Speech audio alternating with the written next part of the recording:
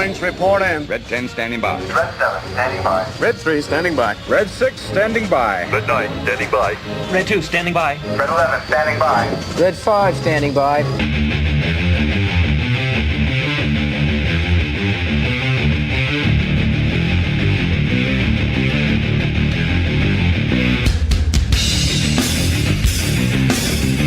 Ready to go? Are you ready to go? Are you ready? Are you ready? Just so you know, if you look at the face, choose the name of the destroyer. Eliza Bleu. Eliza Bleu. She's coming for you. Yeah. Boy, we got something lined up for you today. It's the beginning of the end, my friends. It's the end of the world as we know it. The end of the manosphere. Once again. But before we get into that,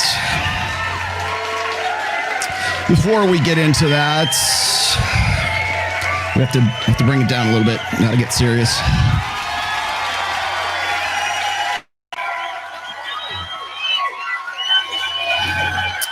Guys, hold on. All right. I usually start the show here with videos, and I will, but before I do get started, we need to start with something a little bit more serious. So I'm going to play this right quick against my better judgment, but still going on in Turkey right now. I just wanted to make sure I put that out here at the very beginning.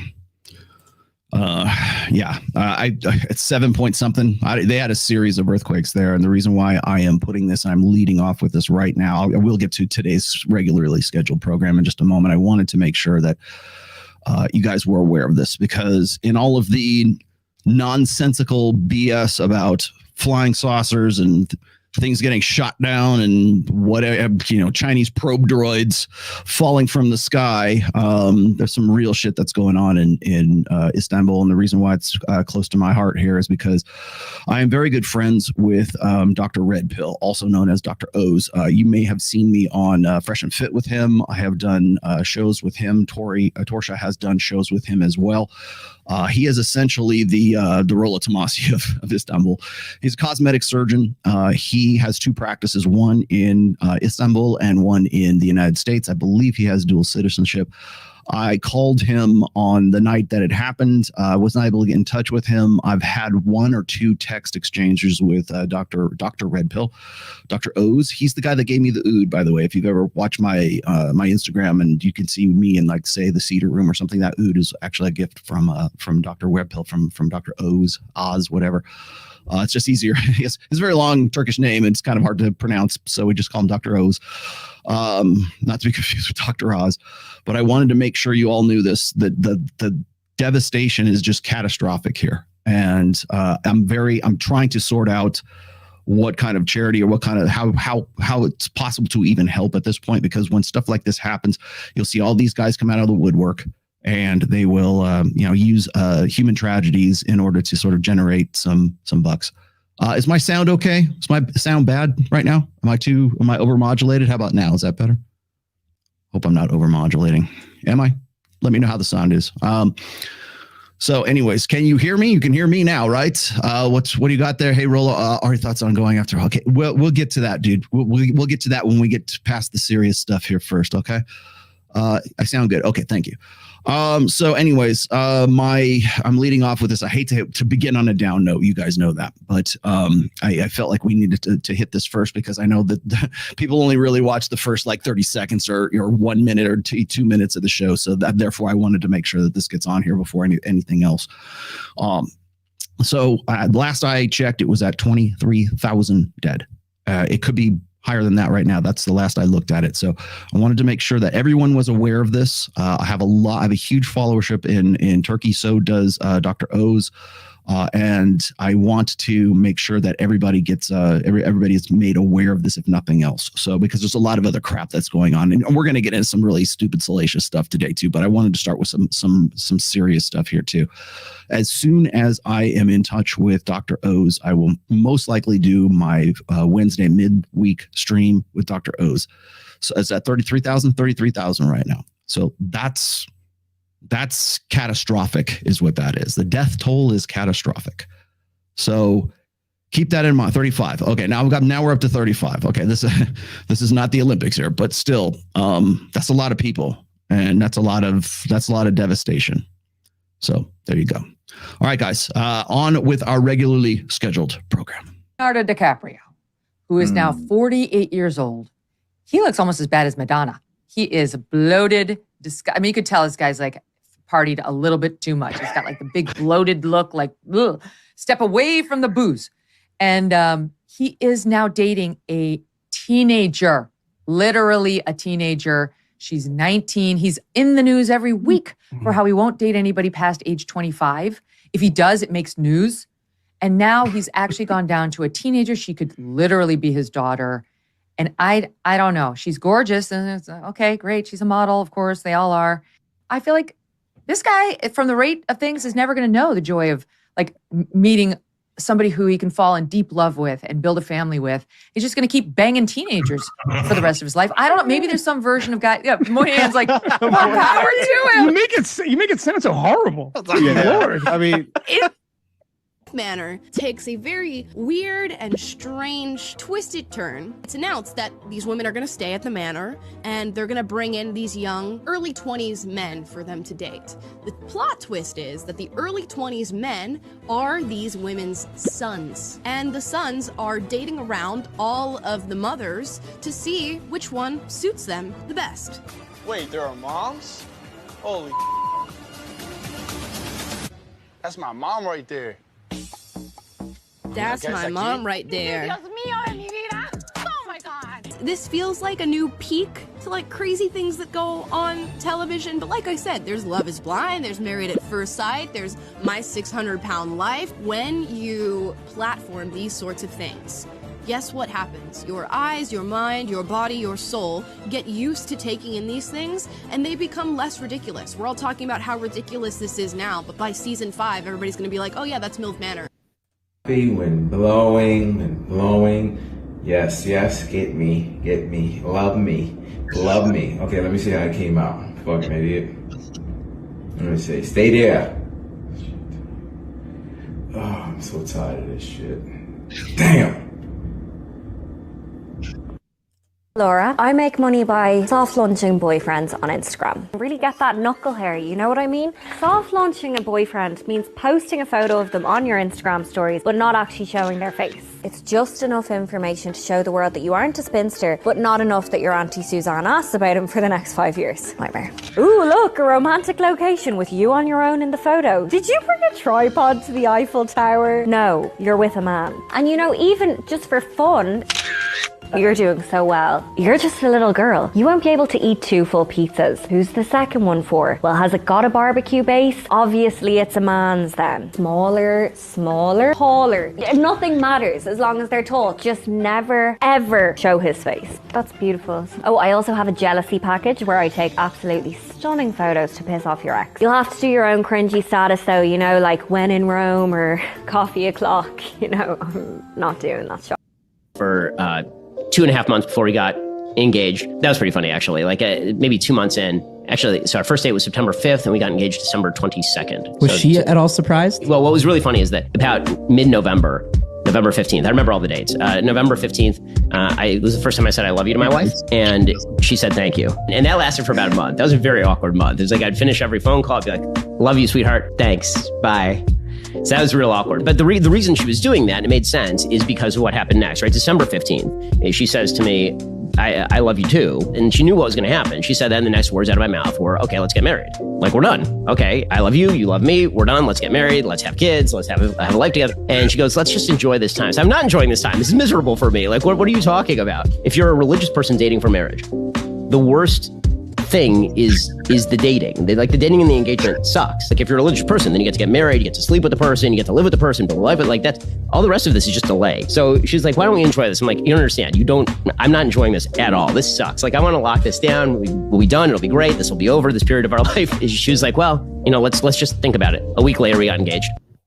Old model of single monogamous relationship for 60 years probably is not working. When you look at divorce rates, 50%, those people who stay together, half of those marriages are really pretty unhappy. So it's not working. You look at certain cultures. I was struck recently. The Scandinavians always do really well in happiness measures, right? And I just Googled what is the living configuration, romantic relationship configuration in Sweden? Sweden has really high rates of people co-parenting, but not living with a partner. And so I think that we have many kinds of love, one of them being a monogamous love. It puts a lot of pressure with this old kind of romantic, chivalrous, Victorian ideal of that's the only person. I don't think that works, right? And so we're moving towards more flexible arrangements where we express many kinds of love, and it comes with a lot of complexities. Girls are 16, they'd first go, he has to be this, that, and the list is never ending. Then when they reach 20, it would be, if he's good looking and he's set up in life and honest, it will do. By around 25, he has to be honest and well set in life. And after 30, is he well set in life? And I'm okay with it, Sort of people just get down to that. Once a week, you better have your romantic interlude.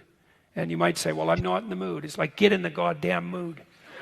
I mean it. It's like, I don't really feel like it. It's like, yeah, no kidding. Because you're tired and the kids are noisy and, what's your point? Get your act together and get at it, and figure out how to get yourself prepared for it. And it's part of your duty, but more than that, it's like, why would you want to lose that? How many things in your life are genuinely revitalizing, like romance, beauty, music? There's a handful of things, but that's definitely one of them. You don't want to lose that. So at least once a week, you need a date. And, if you're lucky, maybe it's 3 times a week. And if you're sane, you can probably manage it twice. But once is a minimum.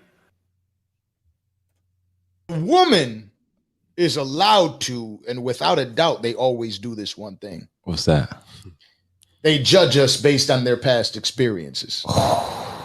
So many times. Right? Too many to count. Man! If we judge a woman on our past experiences, holy shit. You know what I mean? Oh, you're comparing me to that bitch? Yeah, well, let me tell you something about that bitch, because I know about that bitch, right? My friend knows that bitch. You know what I mean? It's what it turns out to. I absolutely do not do that when it comes to my relationship. Mm-hmm. I refuse to do that because I know what it feels like. Mm-hmm. You know what I mean? And I also look at the big picture. Yeah. I always think about, what was I before this relationship? Okay.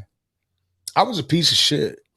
I was not good. Do you think about what you want out of the relationship? I know exactly what I want. No, it's true love. The kind of love that lasts, that isn't simply fleeting. What used to be called unconditional love. And it's a rule that comes from the German philosopher Adorno. He writes, "Geliebt wirst du einzig, wo du schwach dich zeigen darfst," which translates into English as, "You are loved only where you can show vulnerability." And it's so key, right? Because to be in love with someone and to truly love them is to say, you don't have to be perfect all the time. You can show me your weaknesses. I know you, perhaps even better than you know yourself. You don't have to be perfect. You're imperfectly perfect. And as a couple, you overcome hardship. And sometimes there's going to be hard days and difficult challenges, but at least you'll face them together. And so allowing each other to be vulnerable is so key in a relationship. Geliebt wirst du einzig, wo du schwach dich zeigen darfst. Adorno knew. In this very old masculine paradigm that's killing men of how many women can I have sex with? How much money can I make to prove my worth, to validate myself as a man? And none of that has anything to do with being a man. None of that has anything to do with masculinity. Being a true king, being a king, being in your fucking divine masculine. Tell 'em what it is. It's truly about care, protection, setting boundaries, being in integrity. Yes. Fucking integrity is Integrity, dude. Yeah. I think that's the trait. How do you professionally say, I'm not staying late to You want to see that one? Hang on. Let me give you that one again. That was too good. I was going to end it there, but here you go. How do you professionally say, I'm not staying late to deal with this? Oh, my workday concludes at 5, but I will prioritize this first thing tomorrow. Okay, all right. Very good. Okay. Oh, I love that a lot. Yeah, write How do that you one down. professionally say, stay in your lane? My God. Ooh, thanks for your input. I'll keep that in mind. Oh,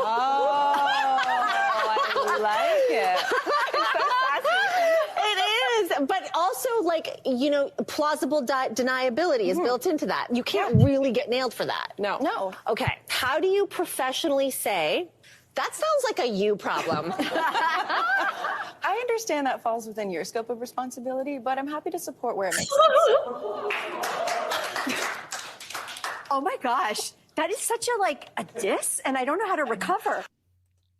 You're telling me all these people that you haven't met the right guy. No, not yet. I mean, I have met some good guys and I've met some bad guys, and it's just not the one yet. So my belief is that, you know, I made a promise with maybe my soulmate from the past life to say, you know, we're not going to meet each other until we're 80.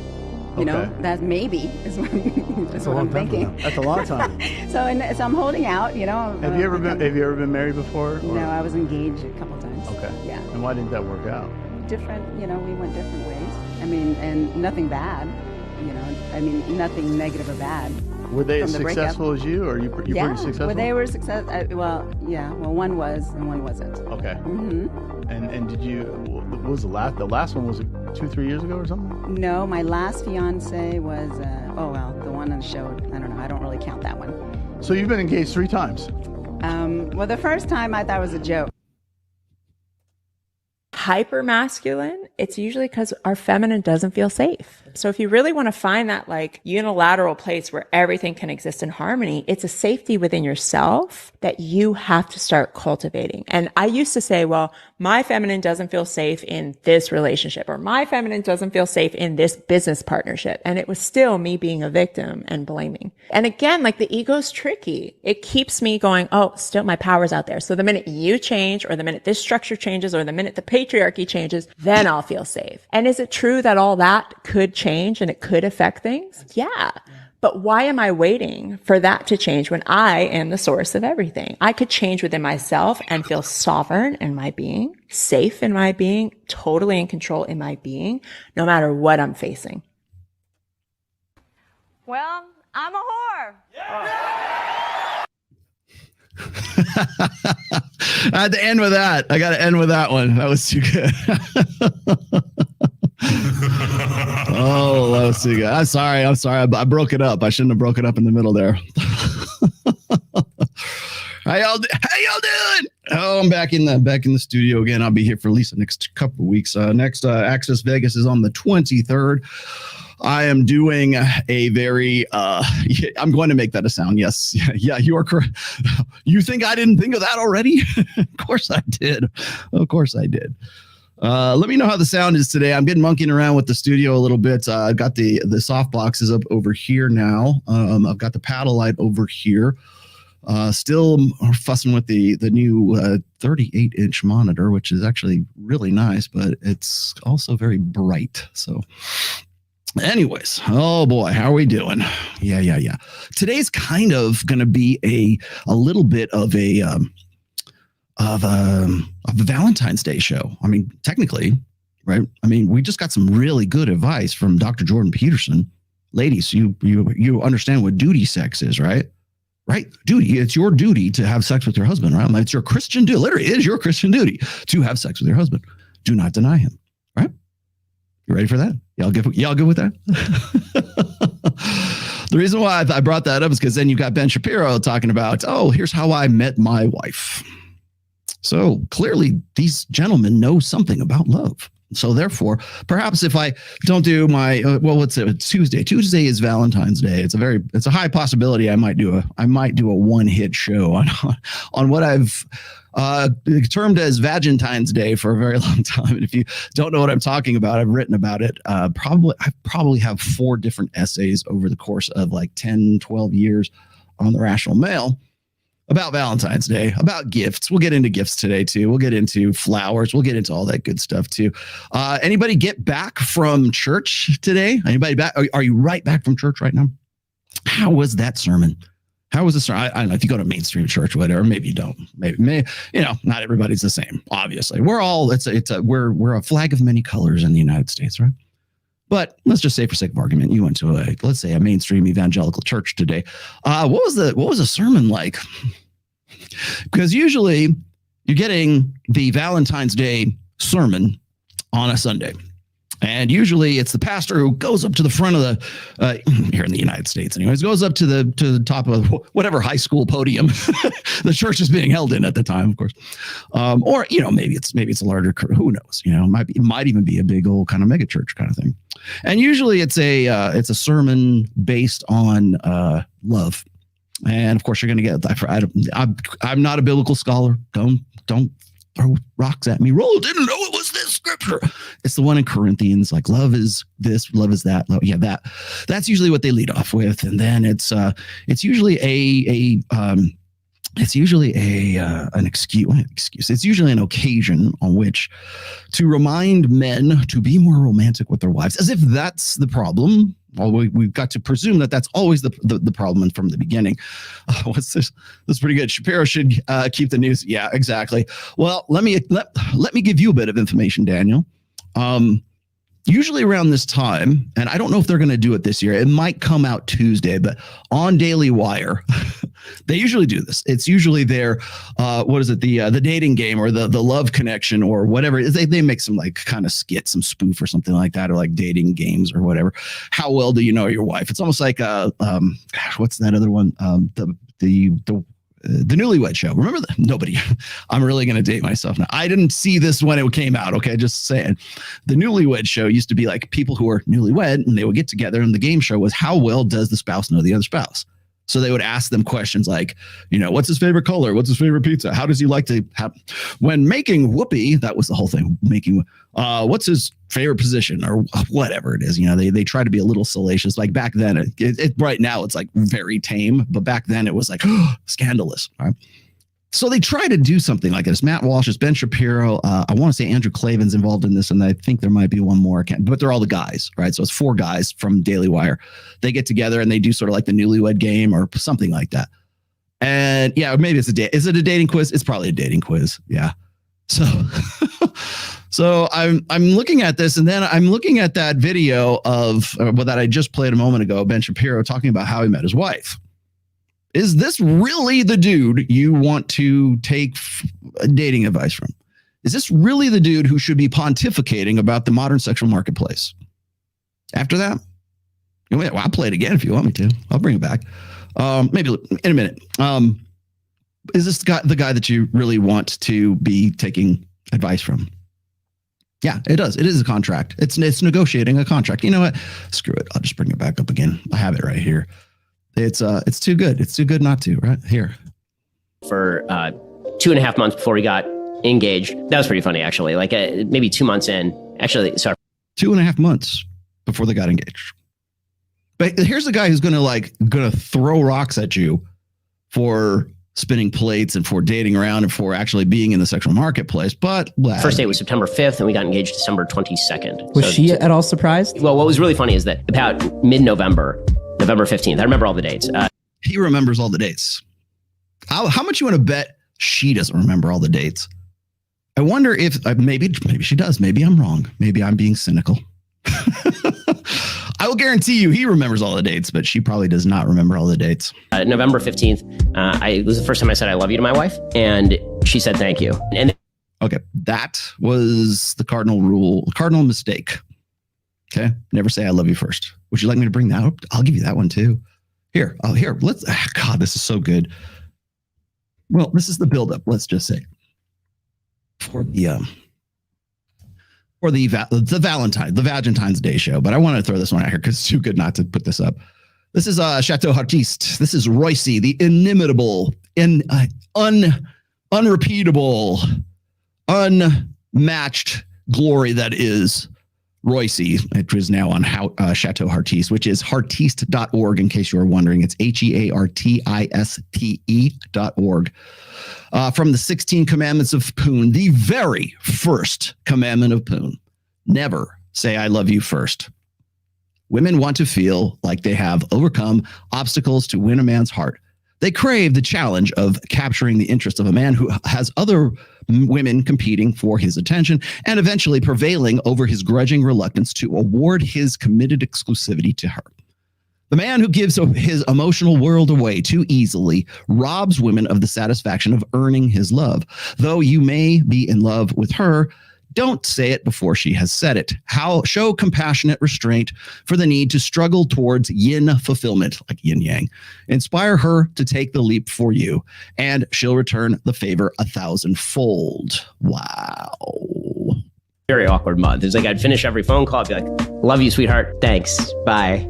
So that was real awkward. But the reason she was doing that, and it made sense, is because of what happened next, right? December 15th, she says to me, I love you too. And she knew what was going to happen. She said then the next words out of my mouth were, okay, let's get married.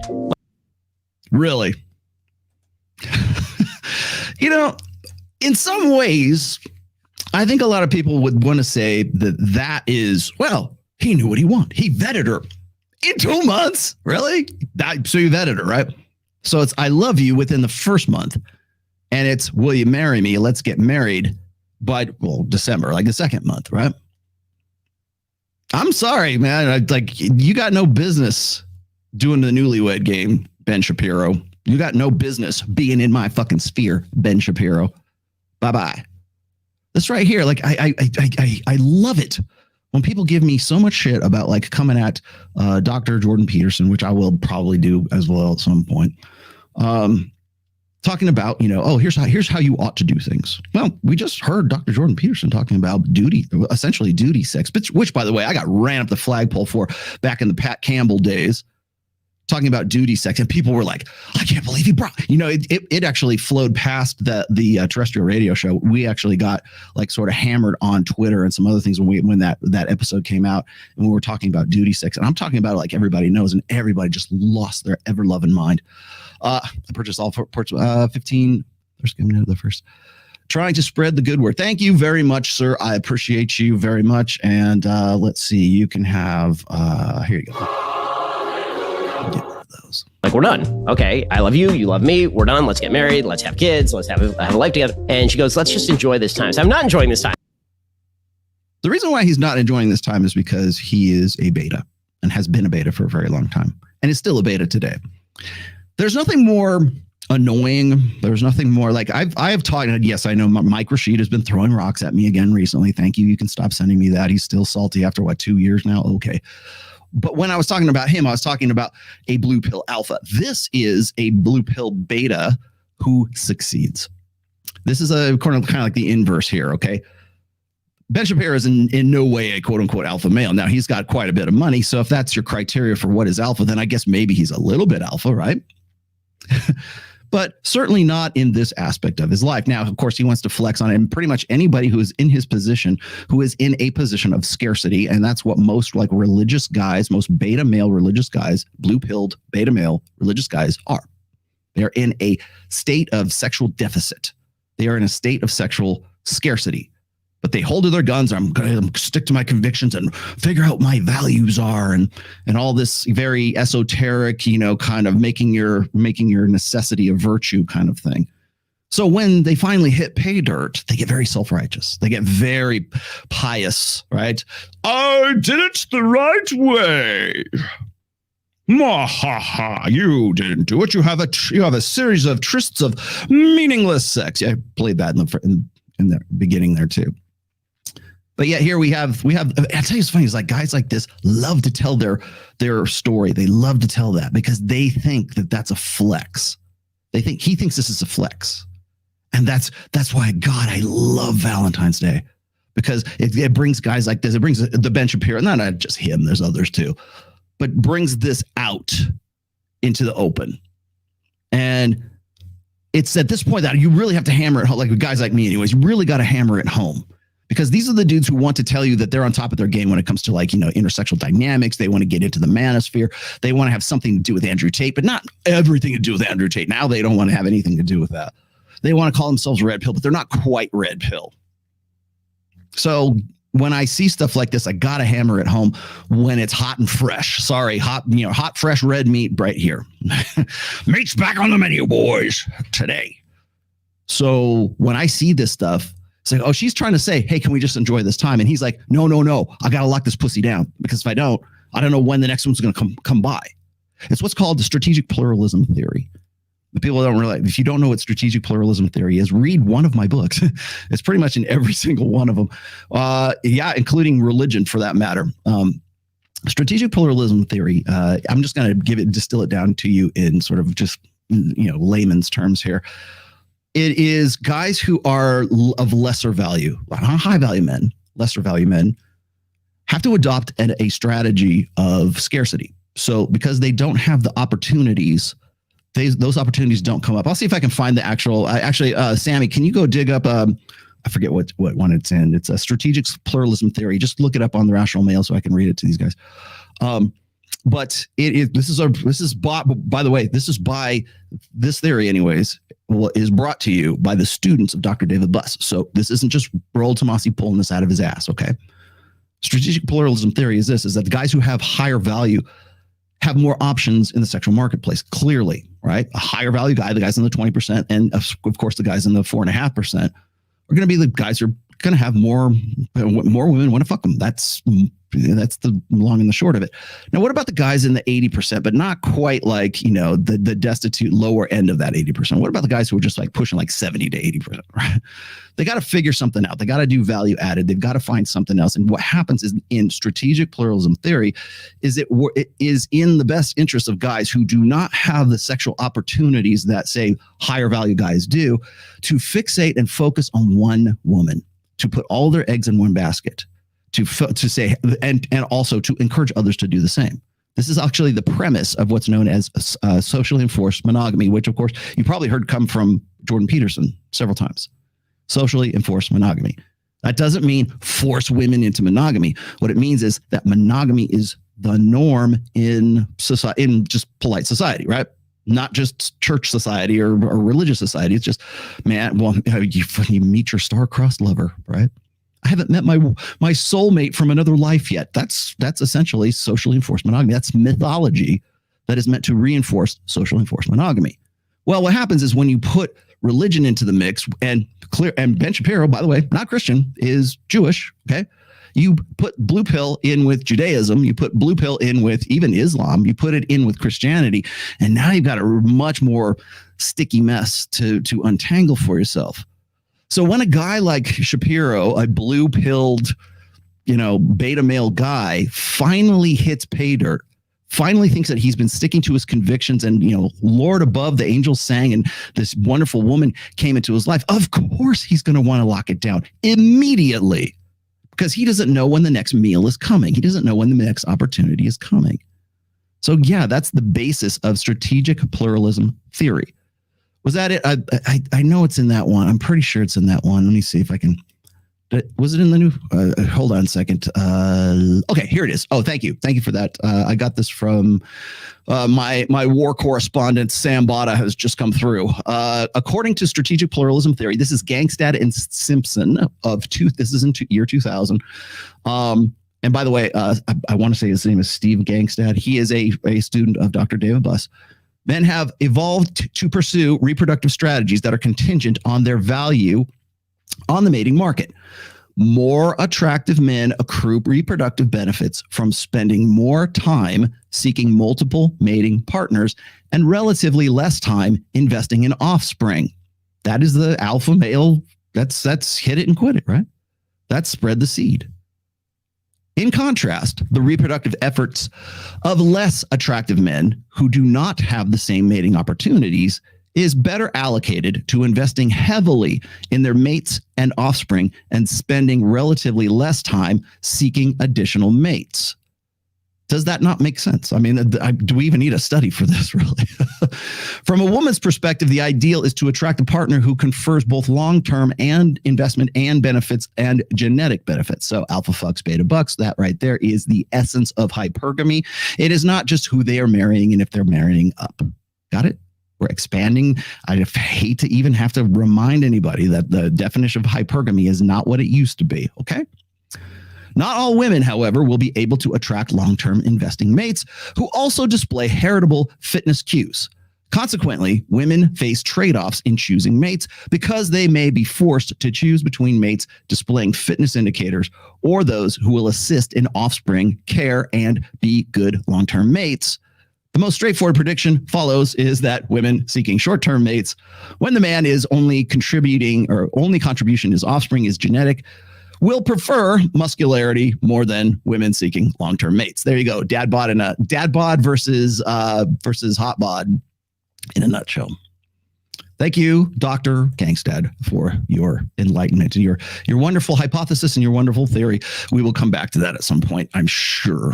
This is miserable for me. Like, what are you talking about? If you're a religious person dating for marriage, the worst thing is the dating. Like, the dating and the engagement sucks. Like, if you're a religious person, then you get to get married, you get to sleep with the person, you get to live with the person, build a life. But like, that's all the rest of this is just delay. So she's like, what? So all the rest of this is just delay. All right. I want to get to the sex part. Hey, chop, chop. I can't have any sex until you give me the go ahead, until we get the green light, until we jump over the broomstick or crush the glass. They still do that. Remember, what was it? Fiddler on a Roof. Until we can do Fiddler on a Roof, we're going to move things along here because I ain't getting any younger. One of the things that gets I'm sorry, this is an aside here, but one of the things that gets me about, and we're getting to Eliza Bleu, don't worry. This is the buildup, okay? Hold your horse. Keep your panties on. Not like her. However, when you have guys who are very convicted of their personal beliefs, their religious beliefs, it doesn't even necessarily have to be religious beliefs. It can just be simply like their quote unquote values. Right? I think women ought to be this way, men ought to be this way. They have to rush through the various stages of seduction. Now, if you follow Mystery Method, or hell, if you even read my 5th book, which is the Player's Handbook, you'll understand that there's a flow. Okay. It's today, really since the spark of the sexual revolution, it has been sex first and relationship after. Now, he's flip-flopping those things because it used to be that way. I'm not saying it's not necessarily that's not a good idea. It used to be. Today, it's untenable. And I'll tell you why it's untenable. Because today, the average age of first marriage in the United States for men is about 29 to 30. Women, 28 to 29. You're going to tell me that you're going to wait until you're 30 years old before you have sex for the first time. You're going to tell me, ladies, that you're going to wait. You're going to go through college. You're going to go to Cancun. You're going to go to foam cannon parties. You're going to meet a hot guy there. You're going to tell me you're going to wait. Maybe you're a better person than Rollo. That's why I say it's untenable right now. But when you have a guy who is sort of the blue pill beta guy who hits pay dirt finally finds this one, she must be the one. She is literally the one because there ain't nobody else forthcoming.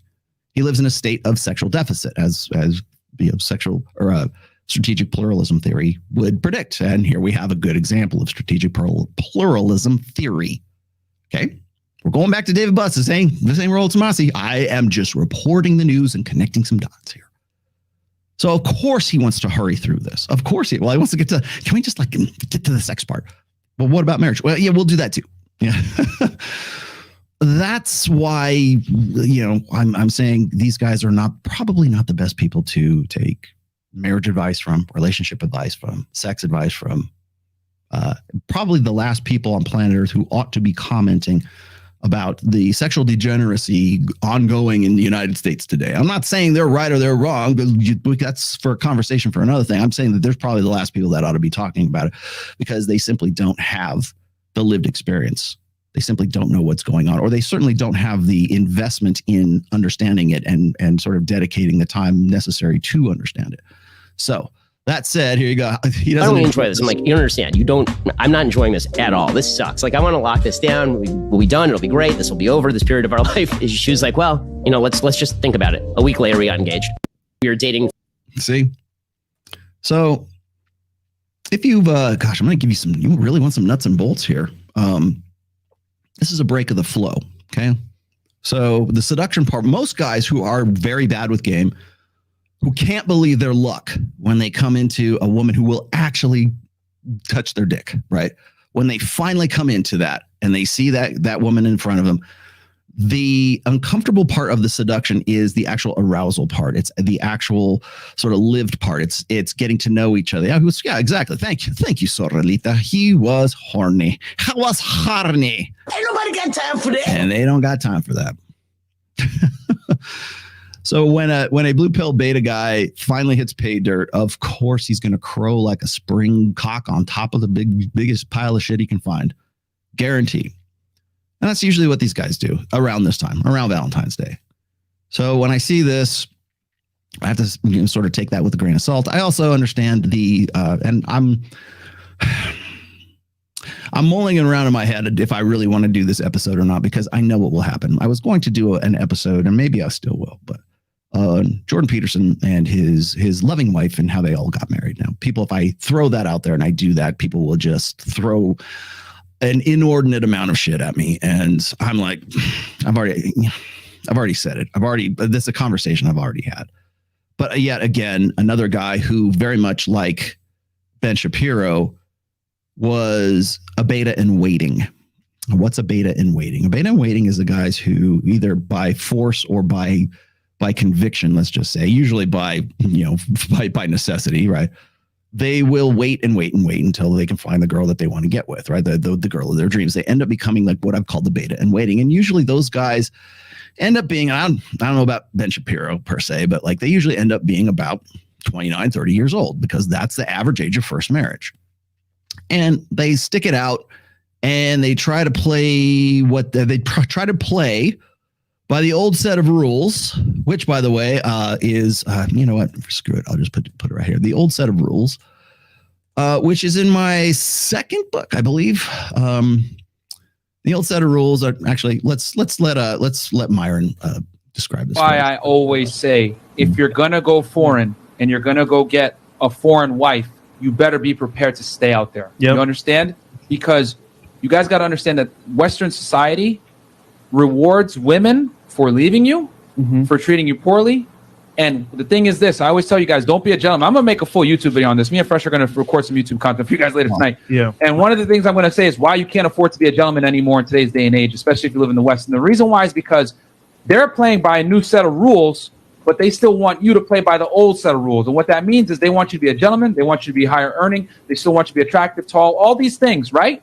But they can absolve themselves of their feminine responsibilities. And when you bring a woman that's traditional from foreign countries to the West, where she's basically rewarded for not being a wife, rather just being a woman, right? And equality and all this other stuff, she's going to absolutely adopt these ideals. And all right. Yes. So there you have it. The second set of books, the second set of rules, by the way, is a chapter from my second book, which is Preventive Medicine.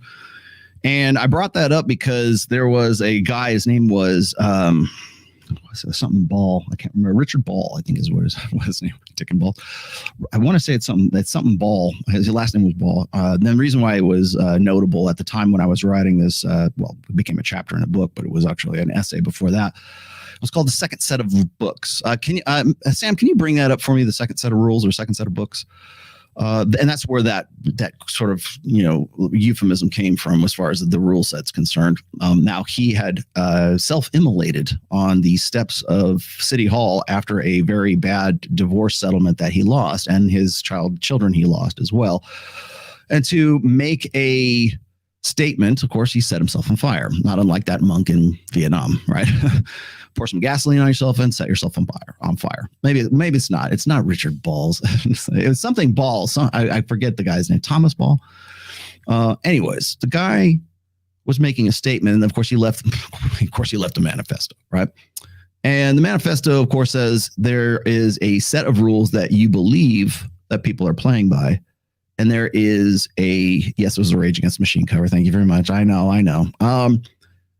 And then there's the second set of rules, the second rule book, which is the one that everybody's really using that you don't know that they're using. And it's not just about, women and their sexual dynamics. It can be the courts. It can be society. It can be religion. It can be whatever. It's very much almost a parallel analogy to like the red pill and the blue pill, right? There's the old set of rules and then there's a new set of rules. And some people actually, I think, are easier to reach if you describe it as the old rule book and the new rule book. And you realize that somewhere along the way, because you get screwed over for something you had the best of intentions for, you realize that nobody's actually playing by the rules that you've pretty much been raised upon for a very long time. The second set of books. Thank you very much. Will you put that in the, Sam, will you put that in the chat for me? I would appreciate that. What the hell is the guy's name? Here it is. Thomas Ball. See, I was right. On June 15th, 2011, Thomas Ball set himself on fire in front of the Cheshire Superior Court in New Hampshire. While I strongly disagree with his decision to self-immolate, I understand his sentiment. So let me read to you what he has said in it, because he had a manifesto. And let's see. Where did it go? Here we go. So in his message, Ball makes a very important observation about his legal ordeals. He comes to understand that there are two sets of books rather than the one he'd been led to believe that everyone understood as the rules everyone should play by. And this is him. I quote Thomas Ball from the grave.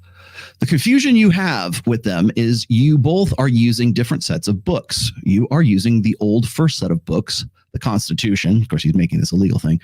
The general laws or the state or the statutes and the court rulings sometimes call common law. They are using the newer set of books. That is the law of the policy, procedures, and protocols. Once you know what set of books everyone is using, then everything they do looks logical and upright. So this is. You can read the rest of it. I don't want to get too involved in please go read I don't know that I've put this on any book.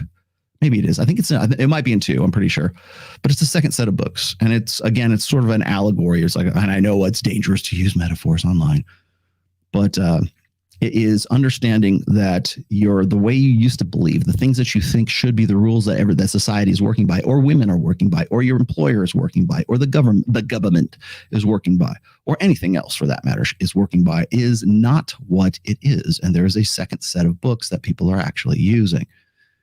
In our terms, in the manosphere, in the red pill, we can call it the red pill versus the blue pill. Okay. So the blue pill is the old set of books. The red pill is the new set of books. And when you hear Myron referring to, rules, the old rules versus the new rules, he's not wrong. It's just, sort of updating it. It's fine. I hope, please do. I encourage variation. I encourage variations on a theme. Please do. But that's really what it's coming down to. And I think what's happening is when you see someone like, say, Ben Shapiro talking about, here's the right way to get married. That's the old set of books. Everything he's done is very much an old set of books, but he's working within a new rule set or a new environment that is defined by that new rule set. That's why he's notable. That's why he thinks anyways. He thinks that's a flex, right? His old, his come up story with his wife. He thinks that that's a flex. It's not a flex. It's just, in fact, if anything, it says more about his personality as a beta male who is sexually necessitous, doing what he has to do. So there you have it. Let me get to supers just really quickly here.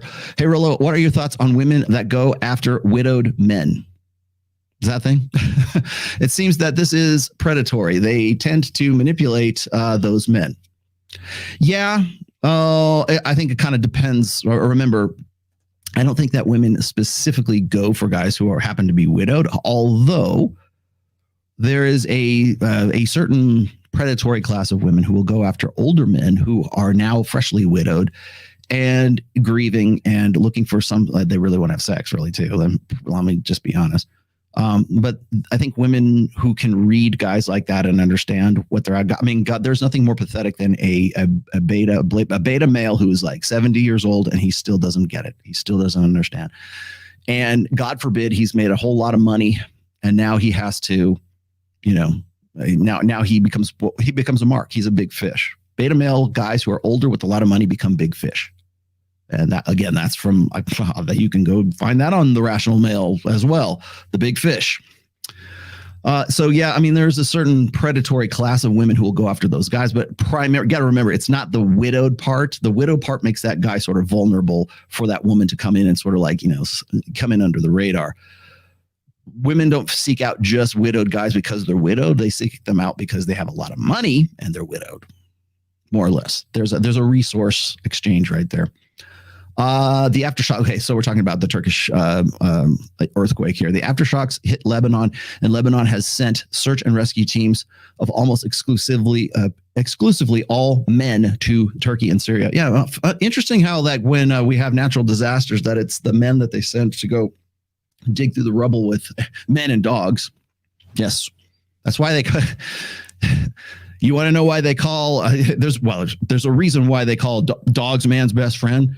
And women call diamonds a girl's best friend. Lesson in there. Hey, Rolo, thank you for your work. You're welcome. What do you mean? What does it mean if a girlfriend asks you to become rich? She means you're broke. Did your wife ask that? No, because she already knew I was broke. Would you like me to give you the Rolo Tomasi come up story? I've already done that, actually. I had I think Allie from Allie Femme Sapien asked me that one time, and I forget. I was just asked recently about it too. But suffice to say that we did have sex before marriage, and I met her in a club after a gig. So, and here we are 26 and a half years. I think I've been married longer than Ben Shapiro. I'm pretty sure I've been married longer. Let's see. For Ben's defense, when you are religious and a virgin, you don't date really long. You don't even really date, technically. The wife was a virgin too. Are you sure? You know who thought his wife was a virgin before he married her? Mark Driscoll. Go look up that story, Ruslan. Go look up that story, guys. If you're a religious dude, you're like, it's sort of the Christo manosphere, the Christian red pill, and you hold up Mark Driscoll as some sort of icon of masculinity and Christianity. Go look at his history. Go look at the history of Mars Hill Church. Yes, I know Del Rock and I did a lot of work, did a lot of coverage on that back in the day. Go look at that. There was a time where he was building up I believe he said he met his wife at like a church camp or something like that. I'm not really sure. But at one point he was like sort of boasting that she was a virgin and he was a virgin. And she said, I'm not a virgin. She had at least one boyfriend before him, maybe two. I'm not really sure. But she was she was deflowered by somebody long before Mark came along, and that set him off. And I'm talking about ancient history. This was like back in 2012, I think. But yeah. But I do understand what you're saying, though, Soralita. Happens when families know each other and they marry fast. Yeah, and again, good on you if that's the way you do it. But again, in a global sexual marketplace, that is becoming increasingly more rare. Shapiro wanted to lock her down because he wanted to get in those pants. That used to be the way it is, though, right? I mean, that's the old order way of doing it. It's courting. Stop using that goddamn term. Nobody courts their wives anymore. Yeah, they don't, because courting is like a term that was created back in like the courtly love era in the courts during the High Renaissance, right? And you would not like the kind of women who actually came up with courtly love and the rituals and the games they used to play back then.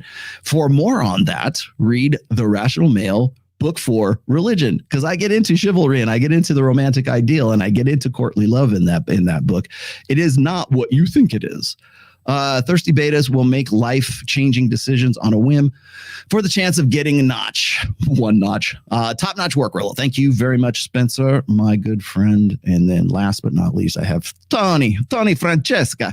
It says, do you think that your body,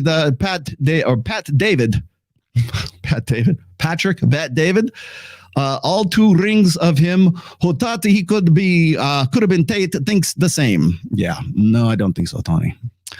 What's your name? Ezekiel. Okay. Yeah, you guys. All right. Let's see. Not quite, but If you'd like to, I can give you that story if you'd like to know what it is. It's very romantic. Oh, the girls, my sister wives love when I tell that story. They wish it was them. Nope, only Mrs. T. Black Sigma, your segment should have been Women Taking Down Empires Part 2.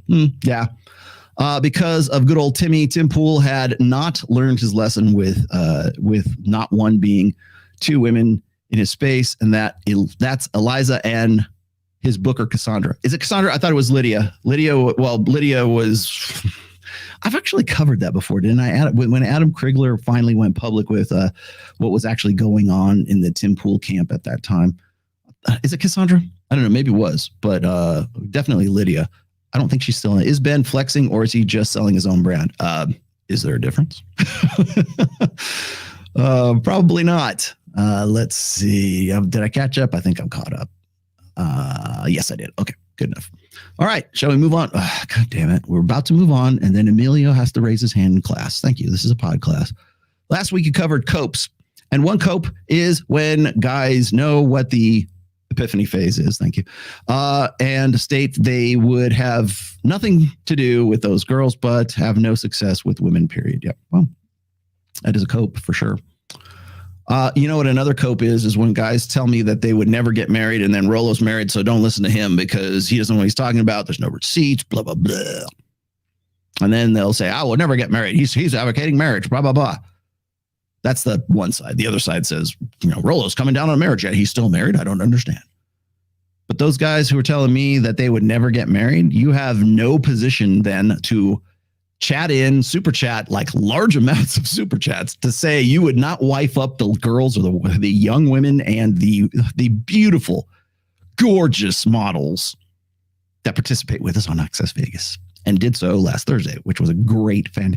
Let me tell you something. Every show we do, it gets that much bigger. We're coming. God, this is the best part too. I love this part of it because it's like the build up. This is where all the fun memories happen when you're like building a show and you're developing a show.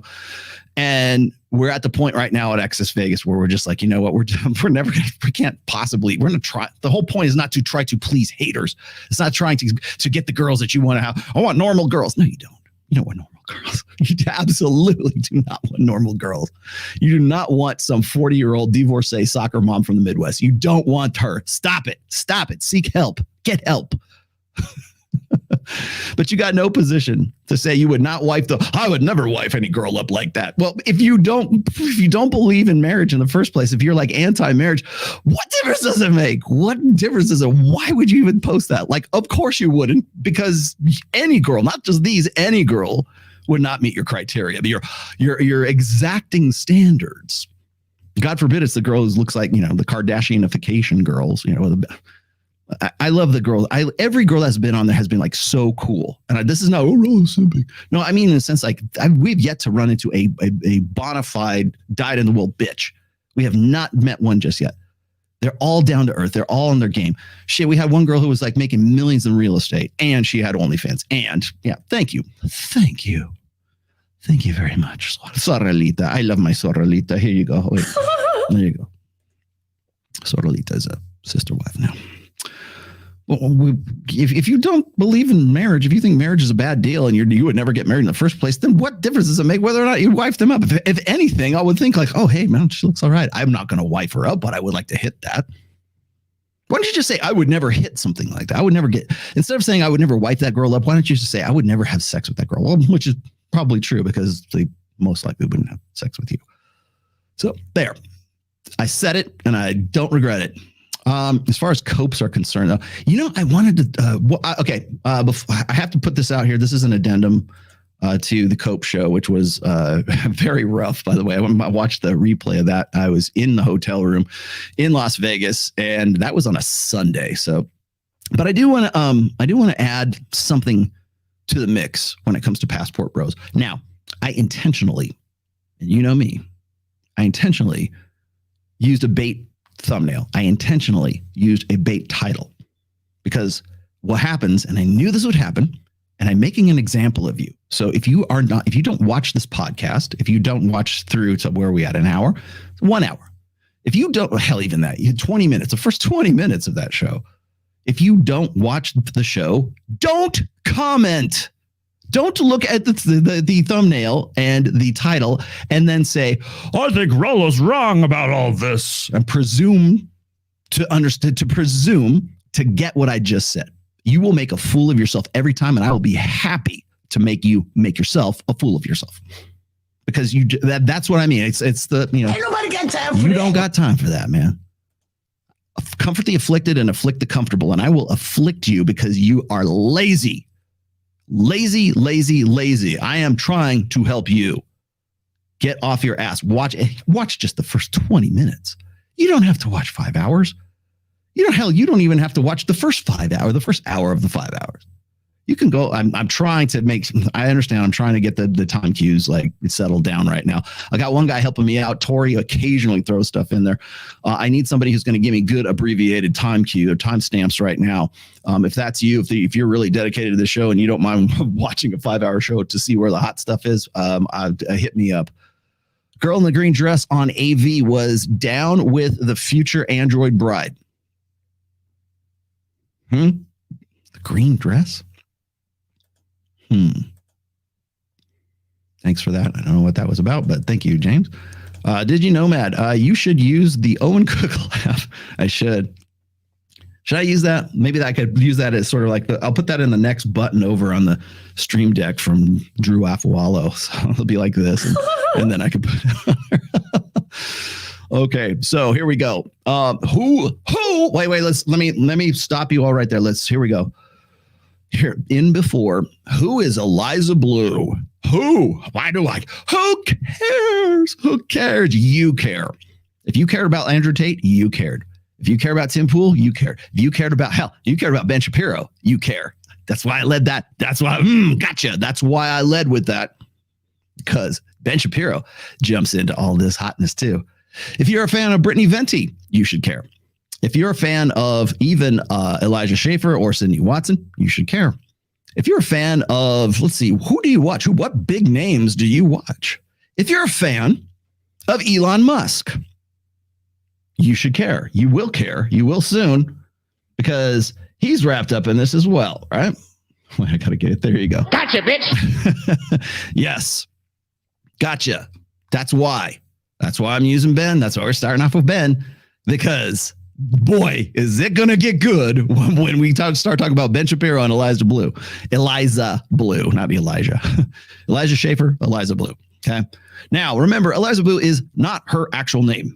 It's Eliza Morthan. Now, why am I not showing any video of her right now? I'll explain to you why. Because Brittany Venti and Tim Pool and the rest of these guys got owned. And if they had listened to the wise words of my good friend Richard Hart, Professor Emeritus of Crypto Hex, Crypto Pulse Chain, coming up soon. Yeah, I'm gonna front here right now. Hexagon, sorry. Liquor, ladies, and leverage will get you wrecked. And Tim Pool got wrecked. Jeremy from the quartering got wrecked.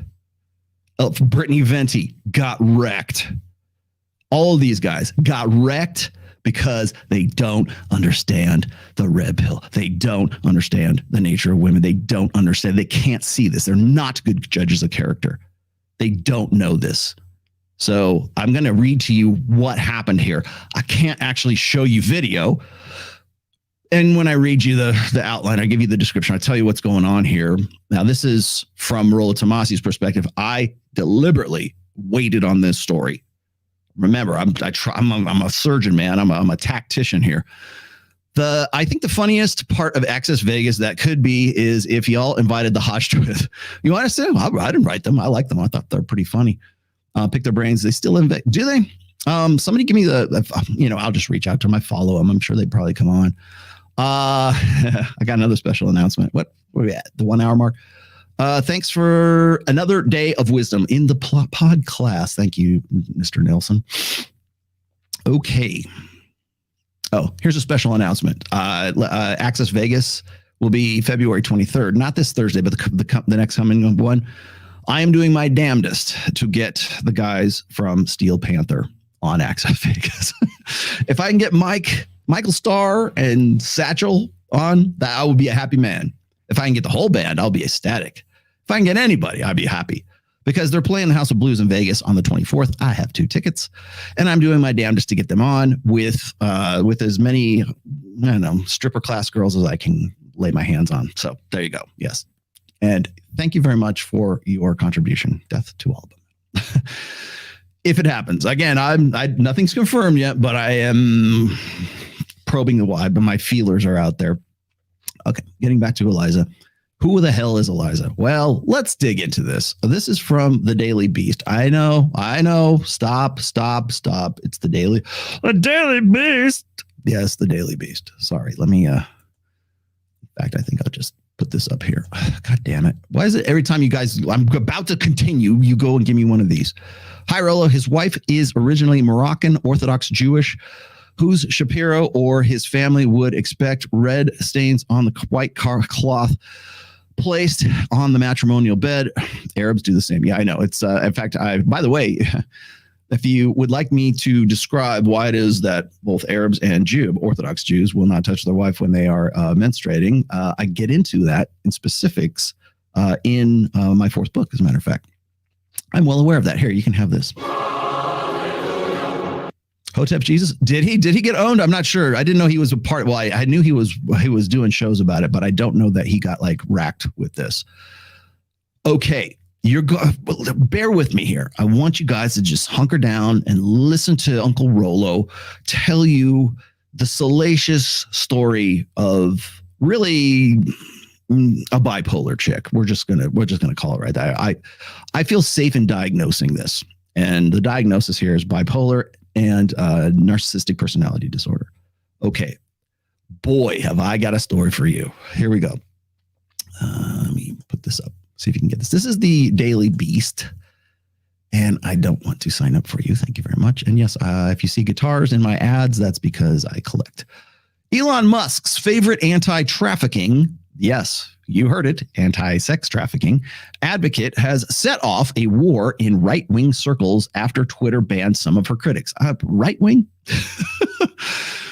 All right. And her own friends are poking holes in her story. Will Summer, Kate Briquette, Kelly Well, Noah Kirsch, whatever. Okay, so these are the people who are responsible for this. This was February 1st when this first came out. Now, more developments have happened, obviously, since then, because today is the 12th, and it is Super Bowl Sunday. And I don't care who's playing because the Niners got crushed. With striking lilac hair and a pugnacious attitude, the anti-sex trafficking activist known as Eliza Bleu has broken into some of the top tiers of right-wing media in just a few years, growing her audience through interviews with popular figures like Ben Shapiro, Tim Pool, and Dr. Drew Pinsky, yes, of Loveline. I remember the KROQ days. But in late 2022, Blue found it's like Blue's Clues. Blue found an even more powerful ally, new Twitter owner Elon Musk. Oh boy. Blue, who refers to herself as a survivor of human trafficking, has lent the billionaire an unusual form of credibility by insisting that pre-Musk Twitter was overrun with child pornography.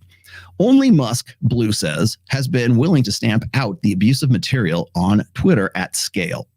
In another tweet, she declared that war against Elon Musk is actually a war over your mind. Musk responded with a bullseye emoji. So hearts for Eliza. Blue's praise of Musk comes even as the billionaire has slashed much of Twitter's staff, including huge numbers of workers responsible for content moderation. Okay. Well, say what you will about that. I think it was pretty good. I think Elon going in there and basically draining the swamp that was Twitter is a good thing. But let's be honest. I mean, maybe you can hack and slash a little too much. For his part, Musk has boosted Blue's profile on the site with replies and retweets, helping her earn more than 100,000 new followers in December alone. Okay, so now she's the shit. You know what? Elon Musk gives Eliza Bleu his, papal decree. Okay, Blue's praise for Musk comes even as the billionaire Okay, but anyway, I read that. Okay, you have a direct line to me on this issue, Musk told Bleu in a Twitter Space live chat in December.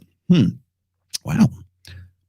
They must be really tight, right? Okay. Well, when I stepped away from the gang, my traffickers lost money and they want that money back. Traffickers? Yes. Eliza Bleu was trafficked, allegedly. But now Bleu and Musk find themselves embroiled in a Twitter censorship controversy after multiple critics of Bleu who shared embarrassing images of her past saw their accounts temporarily suspended from the site. Some users suggested that Blue's direct line to Twitter brass, and Musk himself may have led to the crackdown, even as the Twitter owner insists he is in favor of free speech and wide-ranging debate. Apparently not. Maybe that's the Valuentertainment version of wide-ranging debate, but it's certainly not the way I would define it. Bleu and Twitter didn't respond to requests for comment. Surprise, surprise. I wonder if Elon would. Amid the controversy of the suspended accounts, questions about Blue's background have emerged. Here we go. This is the good part.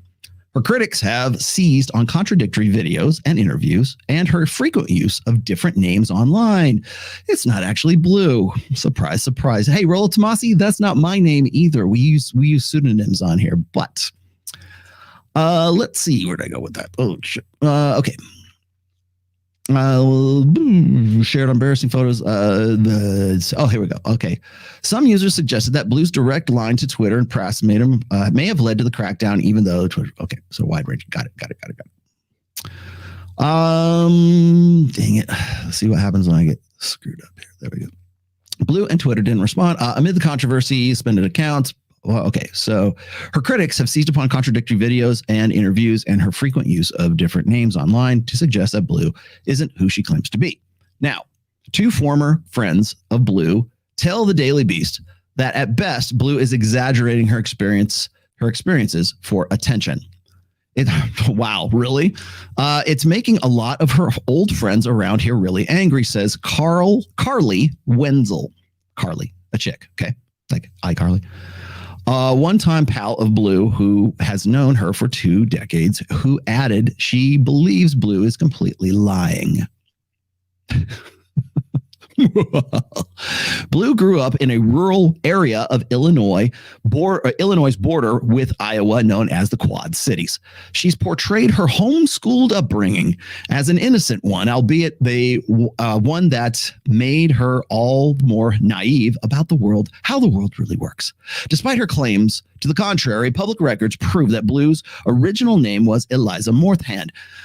Born in 1981, her father is Richard Morthand, a farmer and former Illinois state representative who ran unsuccessfully on the GOP ticket for lieutenant governor in 2018. Morthand, I hope I'm saying that right, Morthand, did not respond to a request for comment. All right. Moving on. Actually, before I move on, here we go. Let me change it so you can see my smiling mug. Morthand. What do you got here? Valuentertainment. Adam said they won't read super chats if it makes the guest uncomfortable or is a mean thought. Yeah. No, they'll pretend that it actually disappeared into the ether. But don't worry. Myself and Michael Sartain are here to read those tweets for you. Yeah, in so much as they're interesting. Don't worry. Mike and I are 100% dedicated to open free speech, open debate, the crucible of open debate. So you cannot claim, thank you very much. You're going to distract me with that. I'll come back here in a second. You cannot claim to be about free speech and wanting to get your enemies together and wanting to give them their say and everything else when you don't read the super chats, when people hold their feet to the fire because you're not, and they're trying to pay for super chats so that you will do so. That's pretty much using the same tactics that the woke left that you claim to hate so much. The cancel culture you claim to hate, that's you. That's you now. Okay, let me keep going. In 2021, Bleu appeared to deny on Twitter that she was Eliza Morthand. Sorry. Morthland, But Facebook photos show her standing with members of the Morthland family. A 2010 newspaper article about Richard Morthland shows a woman who looks just like Blue standing next to the politician and identified as his daughter, Eliza Morthland. Richard Morthland. That's going to be a D&D name for sure. Also gave a comment for a 2009 article about a band Blue worked for under her married name, Eliza Siep, S-I-E-P. Oh boy, and wait till you find out what the band is. And Blue's cosmetology license lists Richard Morthland's farm as her address. She was also known as Eliza Cuts because she had a cosmetology thing. She was Eliza Siep when she was married, and we're going to get to the band part here in just a minute. You're going to love this. I'm going to hold off. Some people don't put it in the chat. Don't put it in the chat. If you know it, don't put it in the chat. There is no question that Blue has advocated for trafficking victims, especially on Twitter. But she has often murky accounts of her own background that leave even her supporters unsure about all but the vaguest details. She can also grow hostile with reporters who ask for basic facts, like the years she was trafficked or the names of the perpetrators. For example, journalist Katie Herzog reached Blue on the phone in December, only to have Blue become defensive when Herzog raised even the prospect of asking Blue about her story. Let's put a bookmark in there. That one right there. Let's put a bookmark in that, because this is a very important part. When people start questioning you, ladies, if you have some sort of survivor story, whatever it is, forced sexual copulation, SA, sexual assault. If you have some sort of survivor story, you better know what you're talking. You better be real. It better not be stolen valor. And I hate to even use the term stolen valor. It's not really valor, but put a bookmark in this. We're going to come back to that. Okay, Blue stirred up some controversy of her own. These are the pull quotes. Sorry, Blue stirred up some controversy of her own with diehard supporters of the band in online mini scandals that featured Blue calling the star the N-word with a hard R at the end. And yeah, okay. Interviewed on Tim Pool's podcast, Blue said she could not offer details about her alleged abusers because of unspecified legal issues. Okay. Then she asked why would it be a problem if she was making up the story? Okay. And this is why she said, quote, and this is, you want to know why Tim's in hot water? Here it is, Tim. This is what she got you. She got you, bitch. She got you. Okay. Let's say hypothetically, it is made up, Blue says. What's my biggest win so far in the public? Getting Twitter to address child sexual abuse material and make it a top priority. So it doesn't matter if I'm full of shit, as long as me being full of shit has a beneficial effect of getting Twitter to do whatever she wants, of me getting tight with Elon Musk. Wink, wink. Okay. So that was a direct quote, by the way, from when she was on Tim Pool. Okay. And she has been on Tim Pool more than once. So I'm not asking an abuser for money, and I'm not asking people for money, she added. So therefore, since she's not benefiting from this, at least directly, indirectly, she's benefiting quite a bit. But just in case you didn't, know what, hey, I'm not making any money off this. I'm doing this out of purely altruistic reasons. Okay? All right. The Daily Beast pieced together a rough outline of Blue's account, her trafficking experiences based on interviews she's given to a sympathetic media outlet. Okay, at this point, you're like grinding your, well, get to the point, Rollo. Why do I care about this? Just tell me why I should care. We're getting there. Trust me.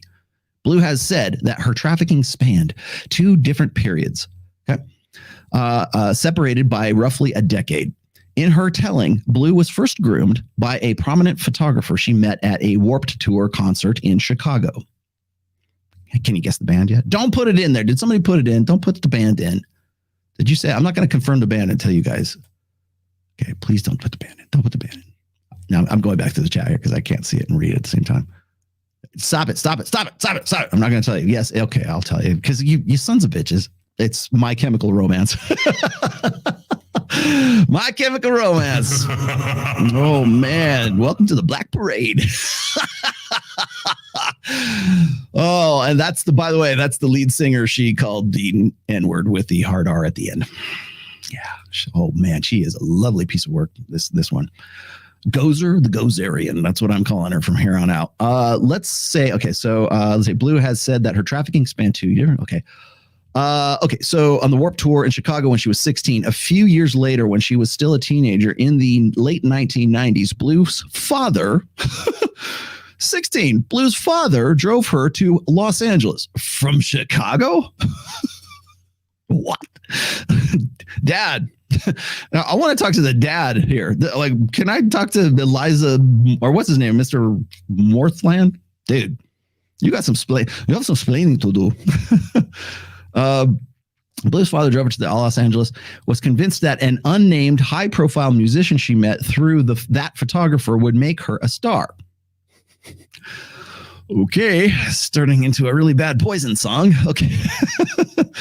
Instead, she was sexually assaulted within 48 hours of arriving in the City of Angels, according to a 2020 podcast interview. Her traffickers quickly hooked her on a drug she knew only as ice. Really? Generally recognized as slang for crystal meth. Okay. Although Bleu has said she didn't know what the drug was. Trust me, if she was coming she's coming off of meth. You want to know? I hate to say this, but Northern Nevada is like next to probably like New Mexico or wherever. It's probably the meth capital of the world. So we have a really bad meth epidemic in the high deserts here. And you know what Wyoming also does. But let me tell you something. That's not easy to get off of. So Bleu claims she was then sold for $500 to a sex trafficking ring in the Hollywood Hills. $500? That's all you got? That's all she... Okay. Where she found herself living with members of a ring that trafficked in transgender women in North Hollywood. Hollywood Hill, in the Hollywood Hills. Yes, just like that song. Bob Seger. Hollywood Hills. Trafficked in transgender women. Now remember, this is the late 90s. This isn't this isn't where we're at right now. Transgender women weren't the same that they used to be back in 1997 or wherever I don't even know which this was, the late 90s. So that's a little sketch right there. That would put up a red flag for Tomasi here. I was sold for $500 to a gentleman in the hills, Bleu said in a 2020 interview. Bleu claimed she struggled to get enough water and food because I was on drugs and other substances, but Bleu was such a handful for her traffickers in her telling that they ultimately gave her back to the original trafficker for free. Bleu claims she was hospitalized for a drug overdose before returning to her family on the farm in Illinois. Okay, well, do you not think that there would be some record of that hospitalization? I mean, I know that they're not public records. I get it that they're like that, but still, would there not be some way for her friends to corroborate that she was in rehab? I don't know. Anyways, my family didn't even recognize me when I got off the plane. You mean the plane that you had to take back because your dad took you out to Los Angeles at 16? You got bigger problems than just that, okay? After 2 weeks on the farm, she returned to Los Angeles to retrieve her car. 2 weeks on the farm. After she's done, she's still, I don't know about you guys, but I have known people anyways who have had to kick a meth habit. 2 weeks. Right there, I'm not calling bullshit, okay? After 2 weeks she's on the farm, she comes back to get her car. It's 17, okay. Bleu claims she was once again swept up into the human trafficking for an undefined period. It's odd what happens to the trauma brain, Bleu said on the 2020 podcast episode to explain why she returned to her traffickers, comparing it to Stockholm syndrome, which of course it primarily affects women. So yeah, go look at the studies. Bleu's second trafficking period in her account began in roughly 2008 or 2009 when she was living in the Chicago area. So like she was trafficked in LA, but then she got into another trafficking ring in Chicago. In that same time, 2020 podcast interview, in that same 2020 podcast interview, Bleu claimed that she was trafficked by a high-profile athlete. whom she declined to name. That man and his associates, according to Bleu, put her in a dangerous neighborhood. She said existed on what she called a gang line and the violent border where two Chicago gang territories meet. My mattress was on the floor because we had so many shootings. If you look at this girl, it's like, I don't know what gangs she's talking about here, but if you look at her, it's like, I don't know. My mattress was on the floor. Now she's Mattress Girl. Do you remember who what was it? I forget her. Mattress Girl, the girl who used to carry the mattress around in protest of sexual assault. That girl, Suliki, I think Suliki, that we suddenly find out is actually she never actually had any prior sexual assault. She was actually it was all one big art project for her, and it was her final art project because she was an art major. Yeah.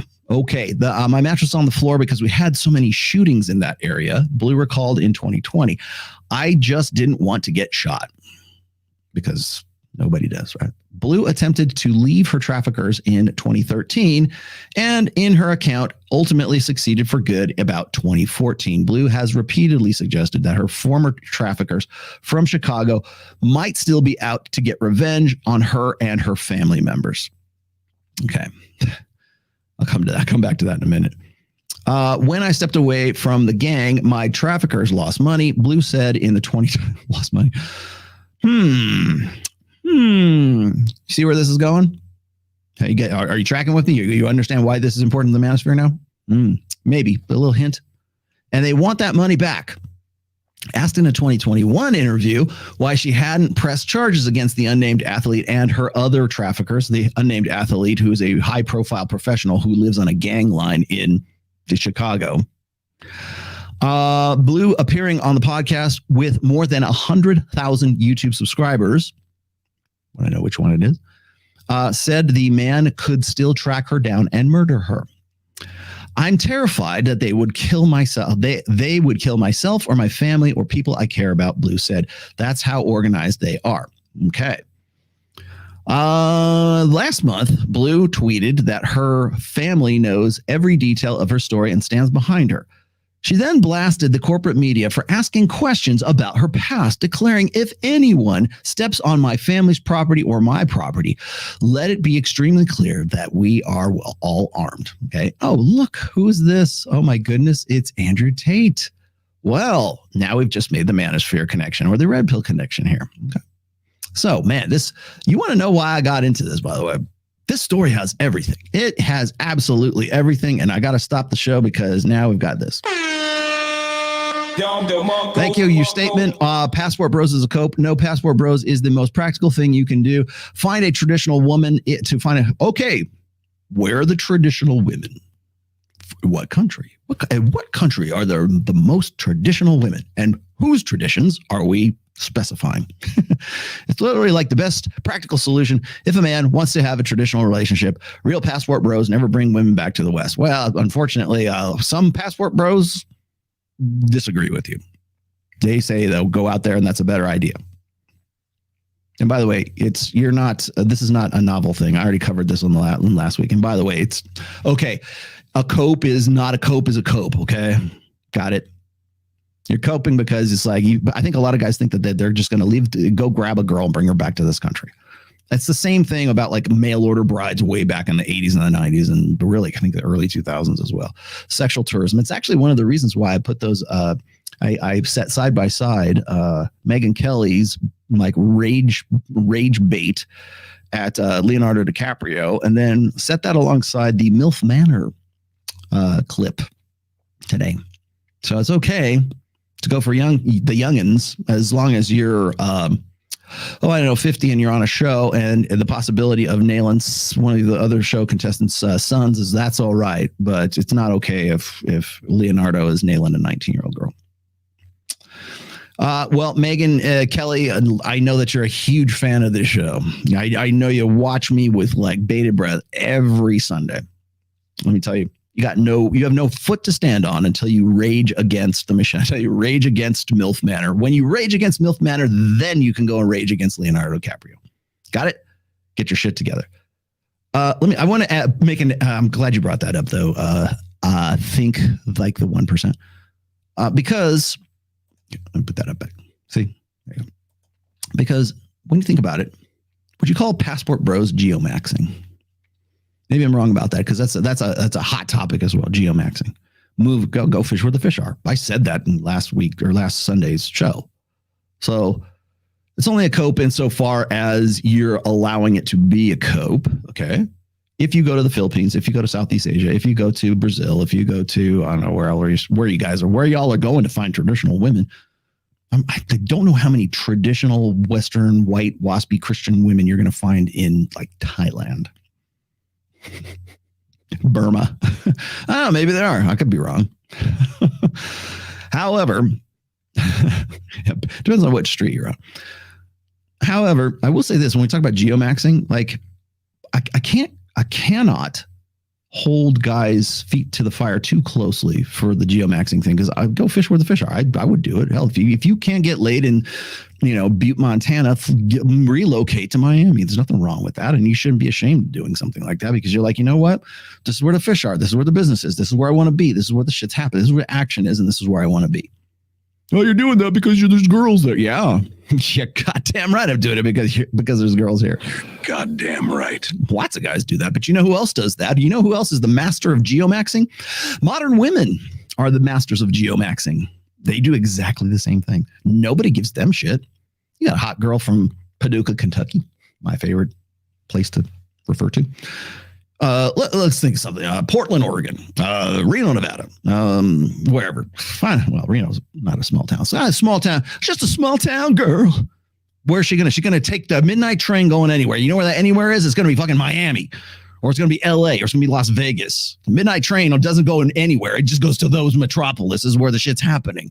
They're geomaxing. Sorry, not sorry. And even when women are not geomaxing, even when they're not actually physically doing that, or they're getting flued out, they believe that they could. And that's the problem. That's the point. By the way, let me pull this up real quick. I saw the episode with Destiny and Myron and Fresh and God damn it, Chris Poxon was even on this.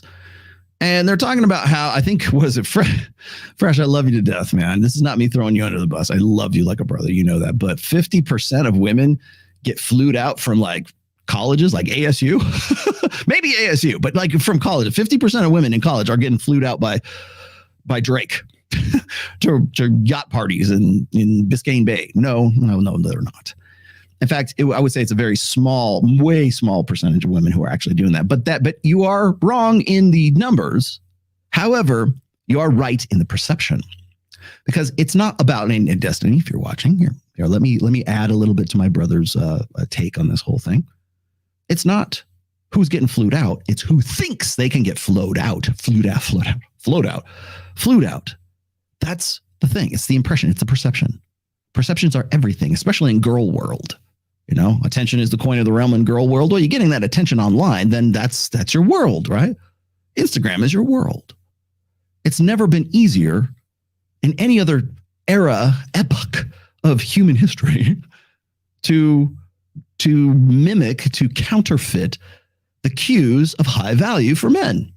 It's not hard to go and take a picture. Women do the same thing too, right? But I mean, they're doing it to flex on other girls primarily. But you see, I remember seeing that story about like the mock interior of a private jet where women could go in there. It's just a mock. It's not an actual jet. You go in there, you pretend like you're on a jet, and you take a picture, you put it on Instagram, and your girlfriends go, "Oh, she got flown out to Bucharest. She got flown out to, I don't know, Mykonos."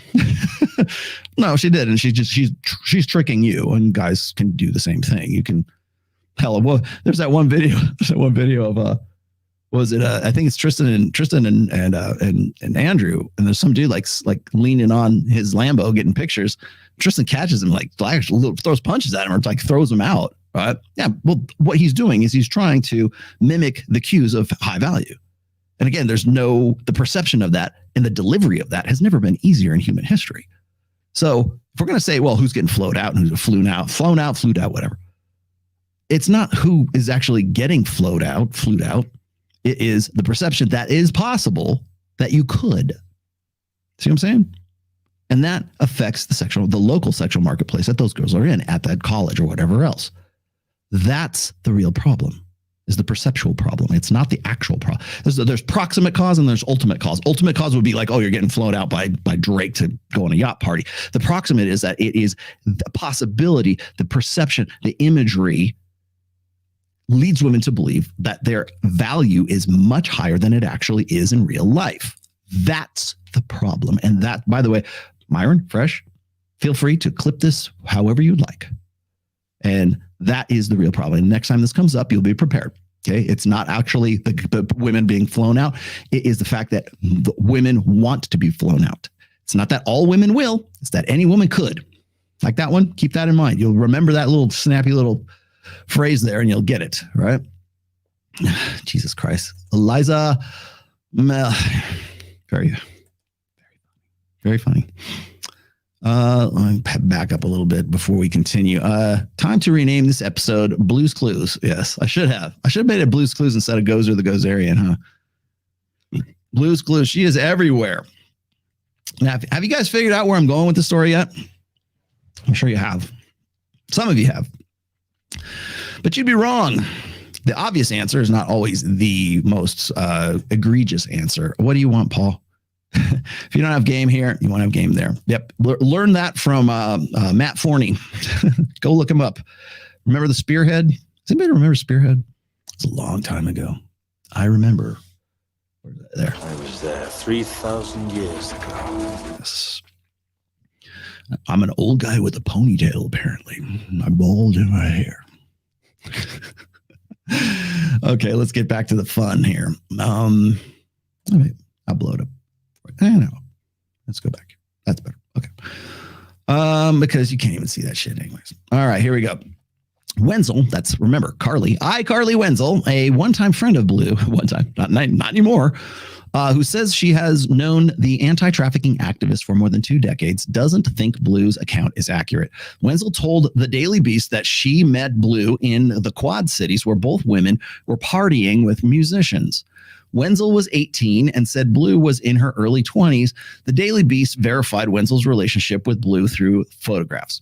In Wenzel's telling, she and Blue were both deeply involved in the scene subculture of the early aughts, so the early 2000s. Got it? Okay. A time of tight jeans, swooping haircuts, and high drama on the sites of MySpace and LiveJournal. MySpace.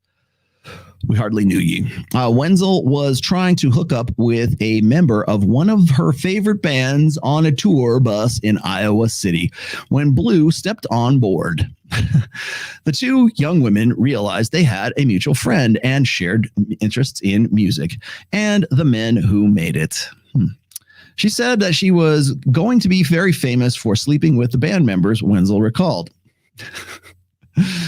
I love her already. Okay, the kind of woman you want to ruin your life for. Wenzel takes issue with Blue's timeline of her first trafficking experience. She claims that she too was at the Warped Tour concert where Blue met the photographer she claims groomed her. But while Blue said she wasn't even 18 when she met the photographer, Wenzel insisted that Blue would have been in her early 20s, putting the date of the concert somewhere in the early 2000s. She's very powerful and smart, intelligent woman, says she. She still likes her. Oh, that's so sweet. She's not going to throw you entirely under the bus, but I will. Her timeline is just so weird, Wenzel said, not noting that she believes that Blue appears to be lying about her age in certain articles. Blue moved to Los Angeles, but Wenzel doesn't remember hearing about her old friend being trafficked. Instead, she said Blue unsuccessfully tried to convince Wenzel to move in with her in California. She did not recall Blue calling home to the Quad Cities with tales of being addicted to ice or living with a trafficked group of transgender women in the Hollywood Hills and those Hollywood nights. Wenzel said she keeps seeing these stories of LA. She believes that absolutely didn't happen. By 2005, Blue was back in Illinois and eventually earned a cosmetology license. Blue began touring as why do we keep calling her Blue? Blue began touring as a traveling stylist for musicians where she received her first taste of internet controversy. Blue worked for a mega popular rock band, My Chemical Romance. So, Lord. Hey, y'all. Yes.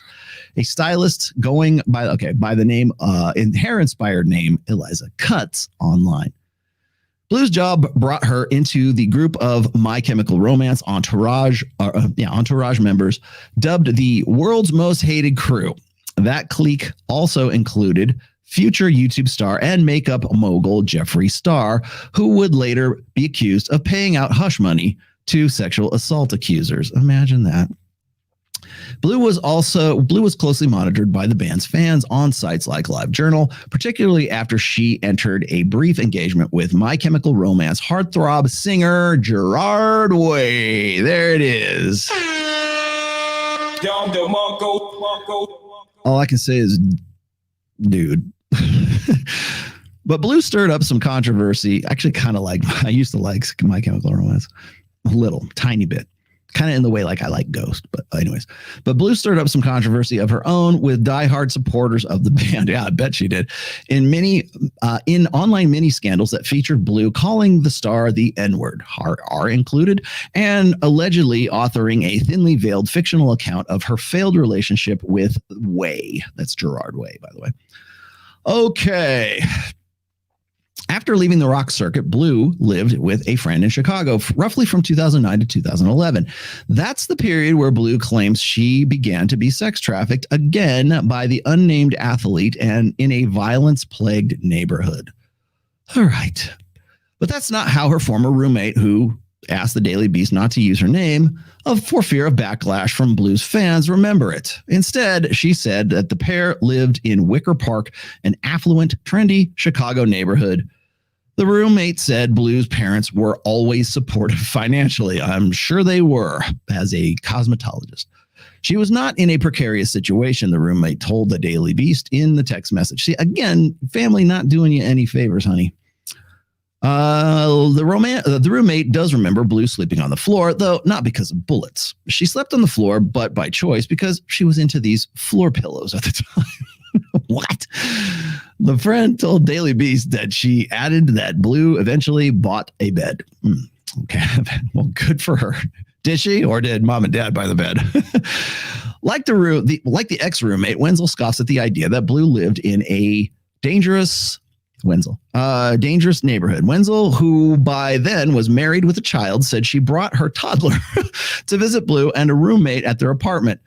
Hardly the front line of a gang war. So that is so not true. Wenzel said she lived in a really cute apartment. They were the whitest girls you could ever meet. There was no gang activity. Well, thank goodness we've cleared that up. Around this time, Blue resurfaced online as Eliza Siep in a 2010 unsuccessfully auditioning for American Idol using a surname she had picked during a short-lived marriage. But she soon moved to a new name and another person in the music industry. Now she will become known as Eliza Knows, Knows, the sultry, self-proclaimed music video vixen. Donna Wald. Okay, we'll get to Donna Wald here in a second. Under her new name, Blue began to dance as a video vixen in a mostly low-budget music videos. A YouTube playlist that appears to have been compiled by Blue herself shows her gyrating in video. God damn it, where is it here? It's too much not to do this. Shows her gyrating in videos from 2012 to 2013 with songs like Feeling Myself and A Million Ways to Love You. Welcome to the Valentine's Day edition of The Rational Male. In one of the 2012 videos Blue posted on YouTube, she filmed herself calling her mother to shock her with the news that she'd become a music video dancer, only to discover that her mother was actually happy for her. Yes, maybe you'll make some fucking money. In the video, Blue told her mother she wanted to become a music video dancer because her childhood admiration of the Fly Girl dancers on the comedy show In Living Color. Blue also gave interviews about the video vixen lifestyle. In 2016, Bleu, speaking in a markedly different voice than the one she used in earlier media, appears, and the one she uses today, claimed that she had rejected an offer to have sex with a client for $150,000. It's a nice offer, but it's just not me. God, I love this. Still, it appears Bleu may have engaged in some kind of sex work around this time. In one interview, Bleu advertised her account on a now defunct cam girl website, where men could pay money to talk with her. This is prior to OnlyFans, by the way. Around 2016. God damn it, sorry. Around 2016, Wenzel claims that Bleu asked her to join her as an escort, promising that Wenzel could make $500 in a night, an offer that stunned Wenzel and her husband, and probably would have stunned her child had she known about it. She was absolutely loving it, Wenzel said. She was bragging about it, saying she was making so much money. Bleu later suggested that sex workers with a pimp might qualify as trafficking victims, though Wenzel said she did not meet any pimp or trafficker when she socialized with Bleu, be it an unnamed high-profile athlete or otherwise. Now, do you see where we're going with this? Now, should I stop for a moment? Yes, I think I will. Yes, right? She did it for free. Did she get flowed out? Maybe she did. Yes. All right. Where did I go? Did I get that last one? I think I did get that last one. Sorry. Let's just kind of see if there's any super chats I missed, which I didn't. Yes, lot lizards. She's a lot lizard. Definitely a lot lizard. Okay, let's keep going. This is too good. Okay, Bleu later suggested that sex workers... Okay, I got that. Sex workers with a pimp might qualify as sex trafficking victims. Sound familiar? I'll wait. Who are we talking about now? I'll wait. Oh my God. Hold on. Here, I got to put this in again. I'm going to make this a sound clip. Well, I'm a whore. Yes, you are. Okay. Here we go. Bleu later suggested, okay, she was very powerful, very smart, intelligent woman. I will not discredit her for that. Yeah. Intelligent at what? She knows exactly what she's doing. Yeah, calculating. I think that's the word I would use. As proof that she was trafficked, Bleu often cites that the organization she says saved my life, Eve's Angels, a Christian nonprofit that serves sex trafficking victims and women seeking to leave this commercial sex industry. In her telling, Bleu lived in her gangland apartment in 2013, and desperate to leave, her traffickers contacted Eve's Angels after discovering her founder, Annie Donewald, through a YouTube video. In another recent tweet, Bleu claimed that she claims to have found the group via a web address in a Bible the group left at a strip club. The group soon spirited Bleu away from her traffickers and into a safe house 3 states away. In her account, Bleu claims she briefly returned to her traffickers after that escape, but eventually escaped the traffickers' clutches for good around 2015. Yay! Donewald defended Bleu from skeptics earlier this month, tweeting that Bleu is the real deal. But like Bleu, Donewald's comments about sex trafficking in her own life have come under scrutiny. In 2018, Donewald's parents and brother filed a defamation suit against Donewald and Eve's Angels while Donewald and her children were living with her family member in Michigan. Donewald's parents confronted her about her treatment of her daughter. According to the lawsuit, in response, Donewald and her group accused her parents of sexually abusing and trafficking children, according to a 2022 appeals court opinion. Donewald took the case to the police, leading to a criminal investigation into her parents, but no charges. Donewald claims fell apart after her daughter told her grandparents that Donewald had told her to fabricate the claims in an attempt to score a payoff from grandparents, the appeals court opinion found. Learn from the best, right? The activist was ordered to pay a judgment of more than $47,000 plus legal fees as of the May 2022 appeals court ruling. The family was still stalled in settlement talks, and with Donald denying the defamation claims. Donald did not respond to requests for a comment. Eve's Angels did not return an email, and 2 phone numbers attached to the charity were either not in service or went directly to a full voicemail inbox. Imagine that. That's a technique. Keep that up.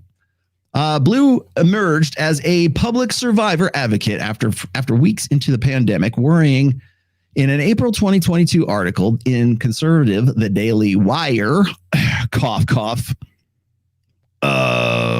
Yeah, wait a minute. Stop the cap. There it is. The pandemic lockdowns would worsen sex trafficking. There's the Ben Shapiro connection. Within 2 years, she would amass a large profile through Twitter and right-wing podcasts, accumulating in her alliance with Musk.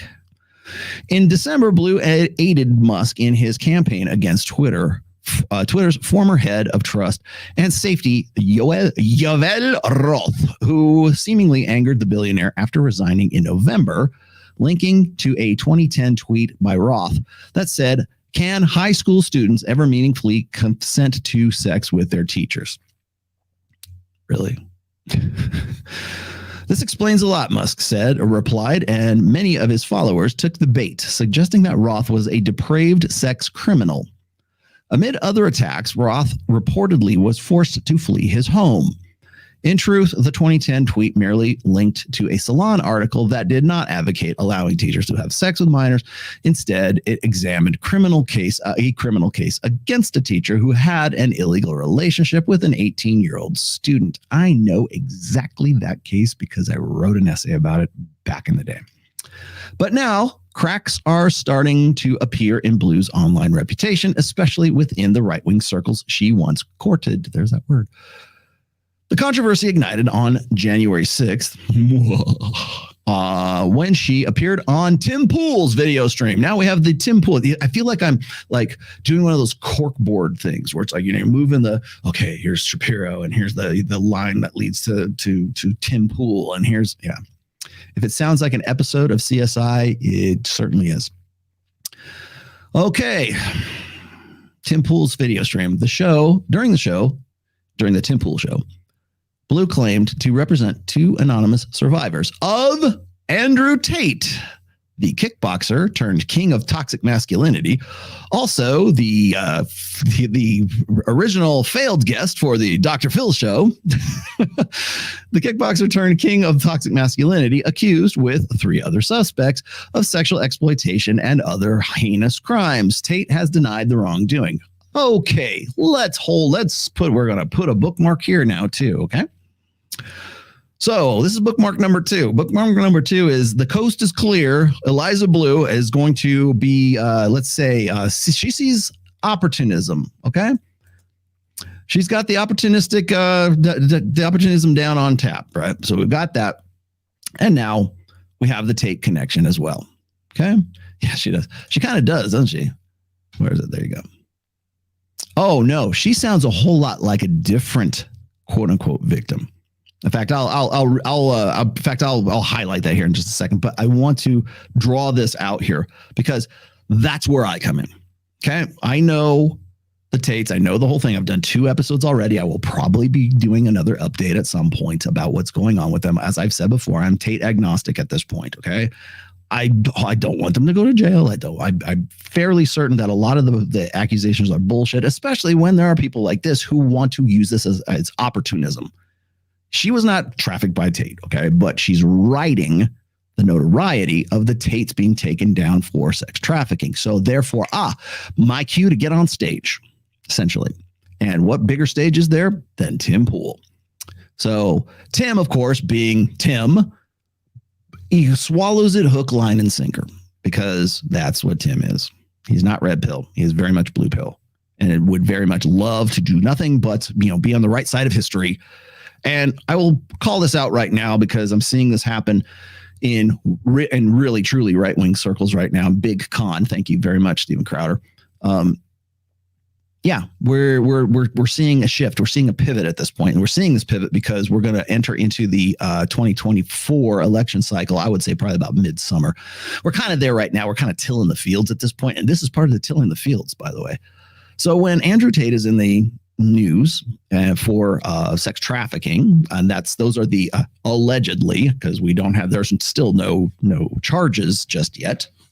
Still no evidence presented yet. We don't know that there's not, but it hasn't been presented. So, or they don't know about it. So I'm still of the opinion that they're not in there for sex trafficking. They're in there for much bigger crimes that they're trying to hold them for so they can make those stick. But that's neither here nor there for this episode. That's for another episode.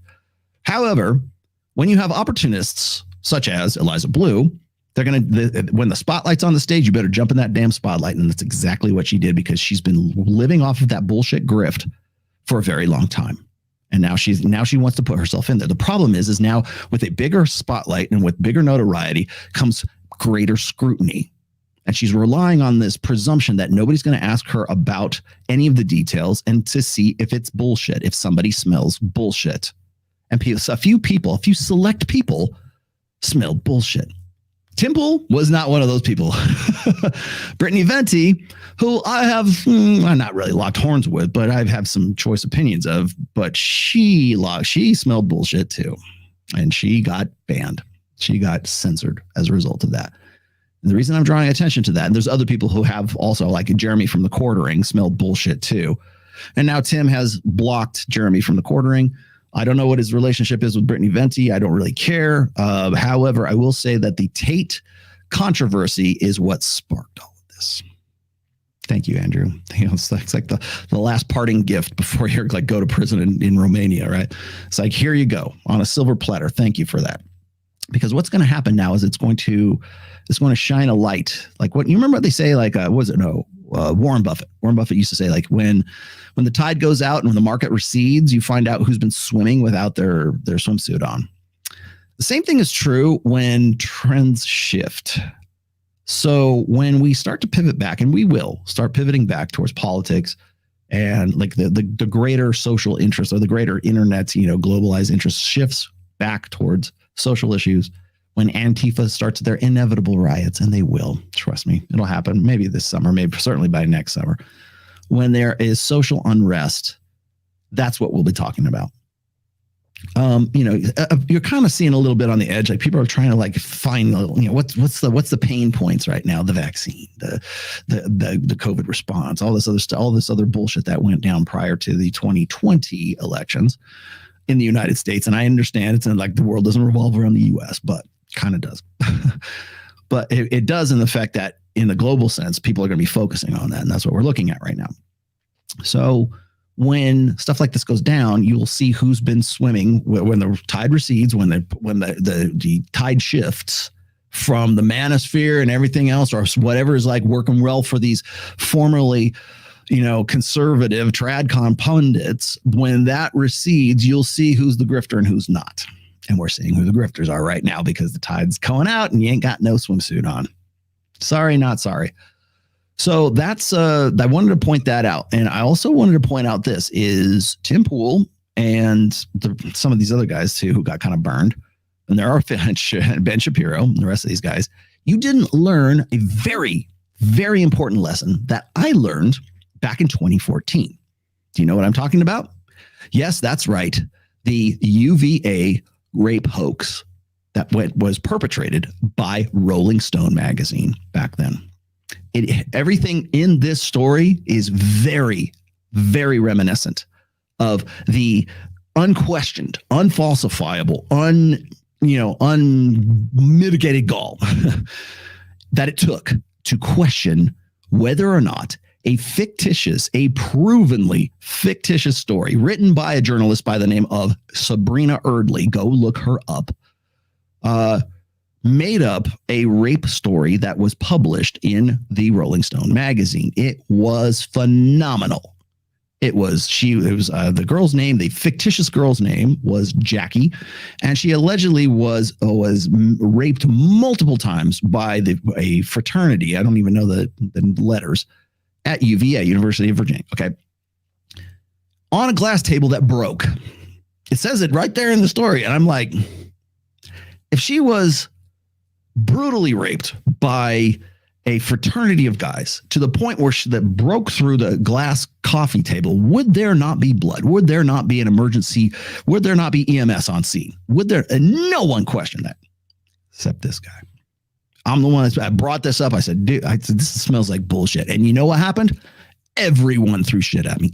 Everyone ran me up the flagpole. Rollo, how could you're blaming the victim. No, I am questioning the fucking story is what I'm doing. And what happened is I wasn't the only one, but there's other people who were doing it at the same time too. And of course that brought up the people started doing their homework on it. But at the time it was very difficult, and still is really to this day, to question the stories, whether it's sex trafficking or it's rape or it's whatever else. You know, when we were in the Me Too moral panic, and that'll come back up again, by the way. When we had the moral panic, when we had the Me Too and the Time's Up moral panics, when the UVA rape hoax, proven hoax. By the way, the Rolling Stone magazine had to pay out just about $4.5 or $5 million to cover their asses on that. So if you ever see Rolling Stone cover this story, hold their feet to the fire and tell them fuck you. Tell them that, just straight up, fuck you. You guys have a very bad track record at this kind of stuff. In fact, they encouraged that. Later on in YouTube video interviews, Sabrina Early says she went and she deliberately looked for stories like that so that she could use them to have something that is more salacious, something that is more hard hitting. Right? It was completely fabricated, absolutely provenly fabricated in a court of law. She did, and of course she just can walk away, but what Rolling Stone magazine cannot. And so you have these young men who are in that fraternity whose lives were just a bit, granted, they didn't name any names, but the thing is if you say you were in a frat in this time, I mean, at that time it was very much, ruining their lives. Nobody says anything about that. You can retract the story, but nobody cares about that. Everybody remembers the hoax. Nobody remembers the hoax, but I'm reminding you of that hoax right now. And I'm also reminding you of the fact that people don't want to question women. I would say instead of believe all women, question all women. Ask them the details. Ask them what happened. Even her girlfriends are saying, this is bullshit. Certainly there's aspects of this are bullshit.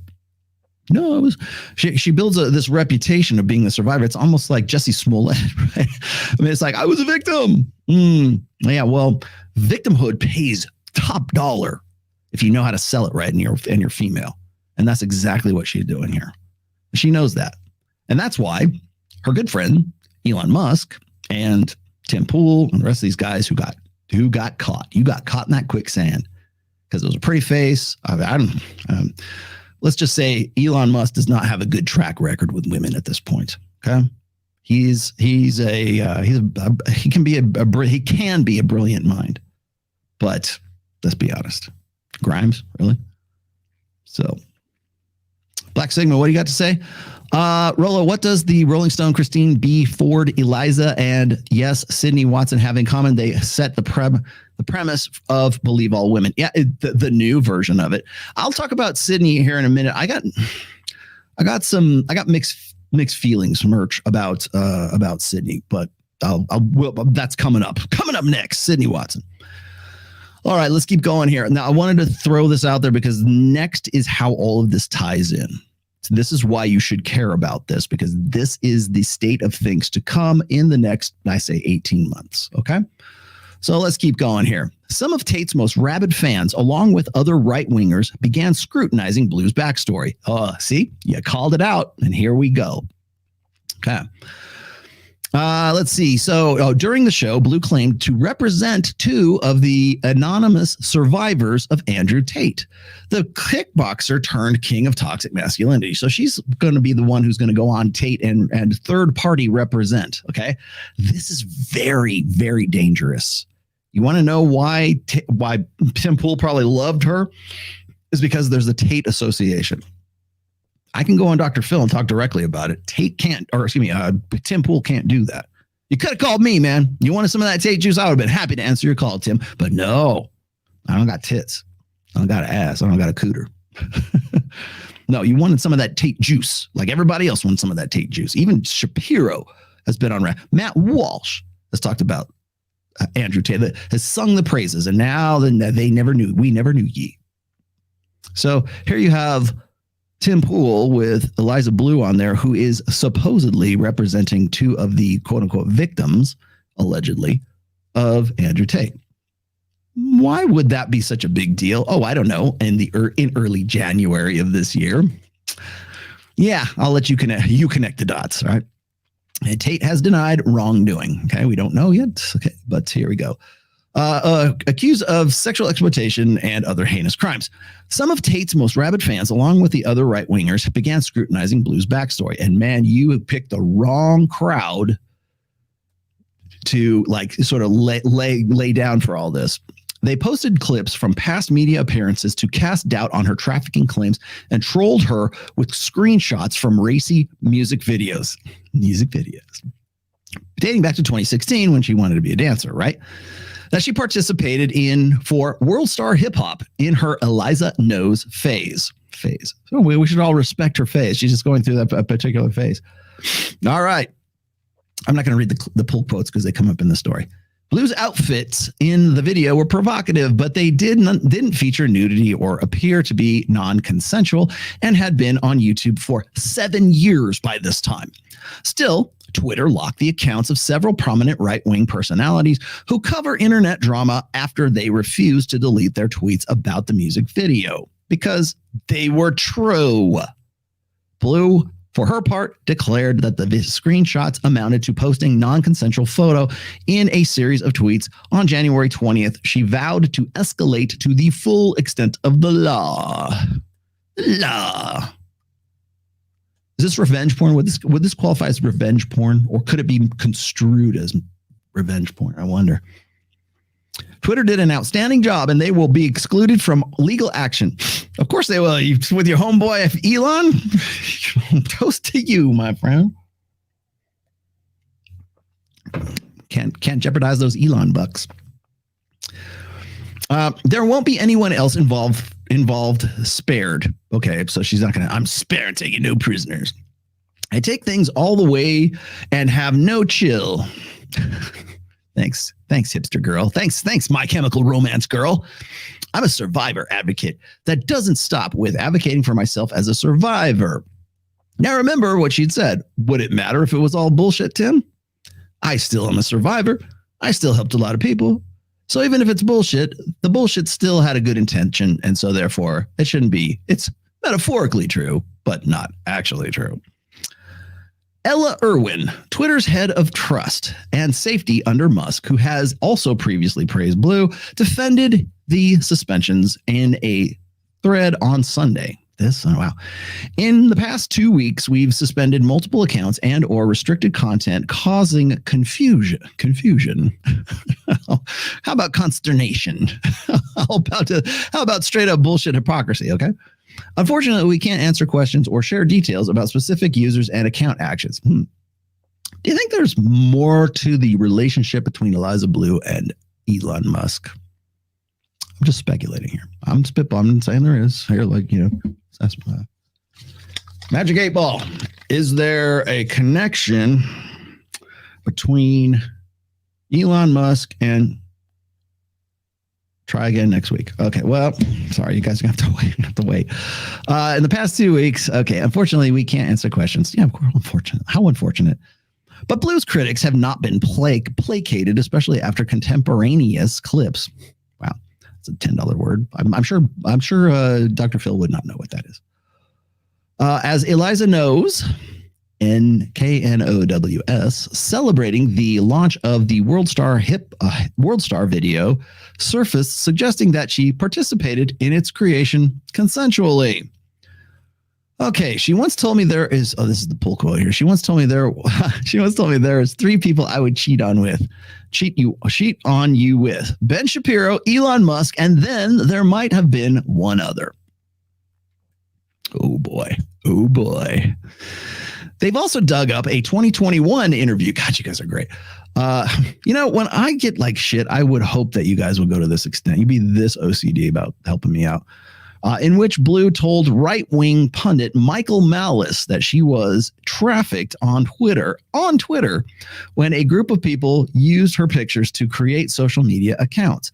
At that point, Bleu had escaped her supposed actual traffickers years earlier, and the fake accounts were being used as some sort of ill-defined catfishing scheme. She said, Bleu's critics have seized on the interview in which Bleu described a sort of identity theft as trafficking, as proof that Bleu uses an expansive definition of the term. Oh, well, why didn't you say so? Oh, expansive. Okay. Well, I mean, what do you feel like it should be today? Is that one of those things I'm identifying as a victim of sexual trafficking today? Maybe tomorrow I won't, but I'll change the expansive definition so that it kind of fits where my mood is right there. Fucking Andrew Tate sitting in jail going, what the fuck? What's going on here? The expansive definition also didn't sit right with Maria Farmer, a victim of Jeffrey Epstein and Ghislaine. Yeah, I said it.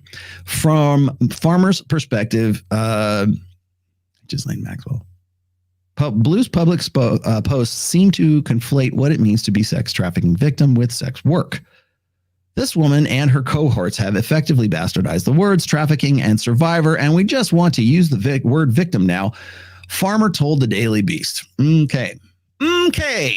You see the slippery slope here? You see the conflation here? Now it's not just sex work. Now it's we can interchangeably use the word sex worker, and we can also use it with a victim of sex trafficking, depending on the whim of whoever claims to be the victim of it. Okay. Since emerging as an anti-trafficking activist, Bleu has crossed paths with Epstein victims.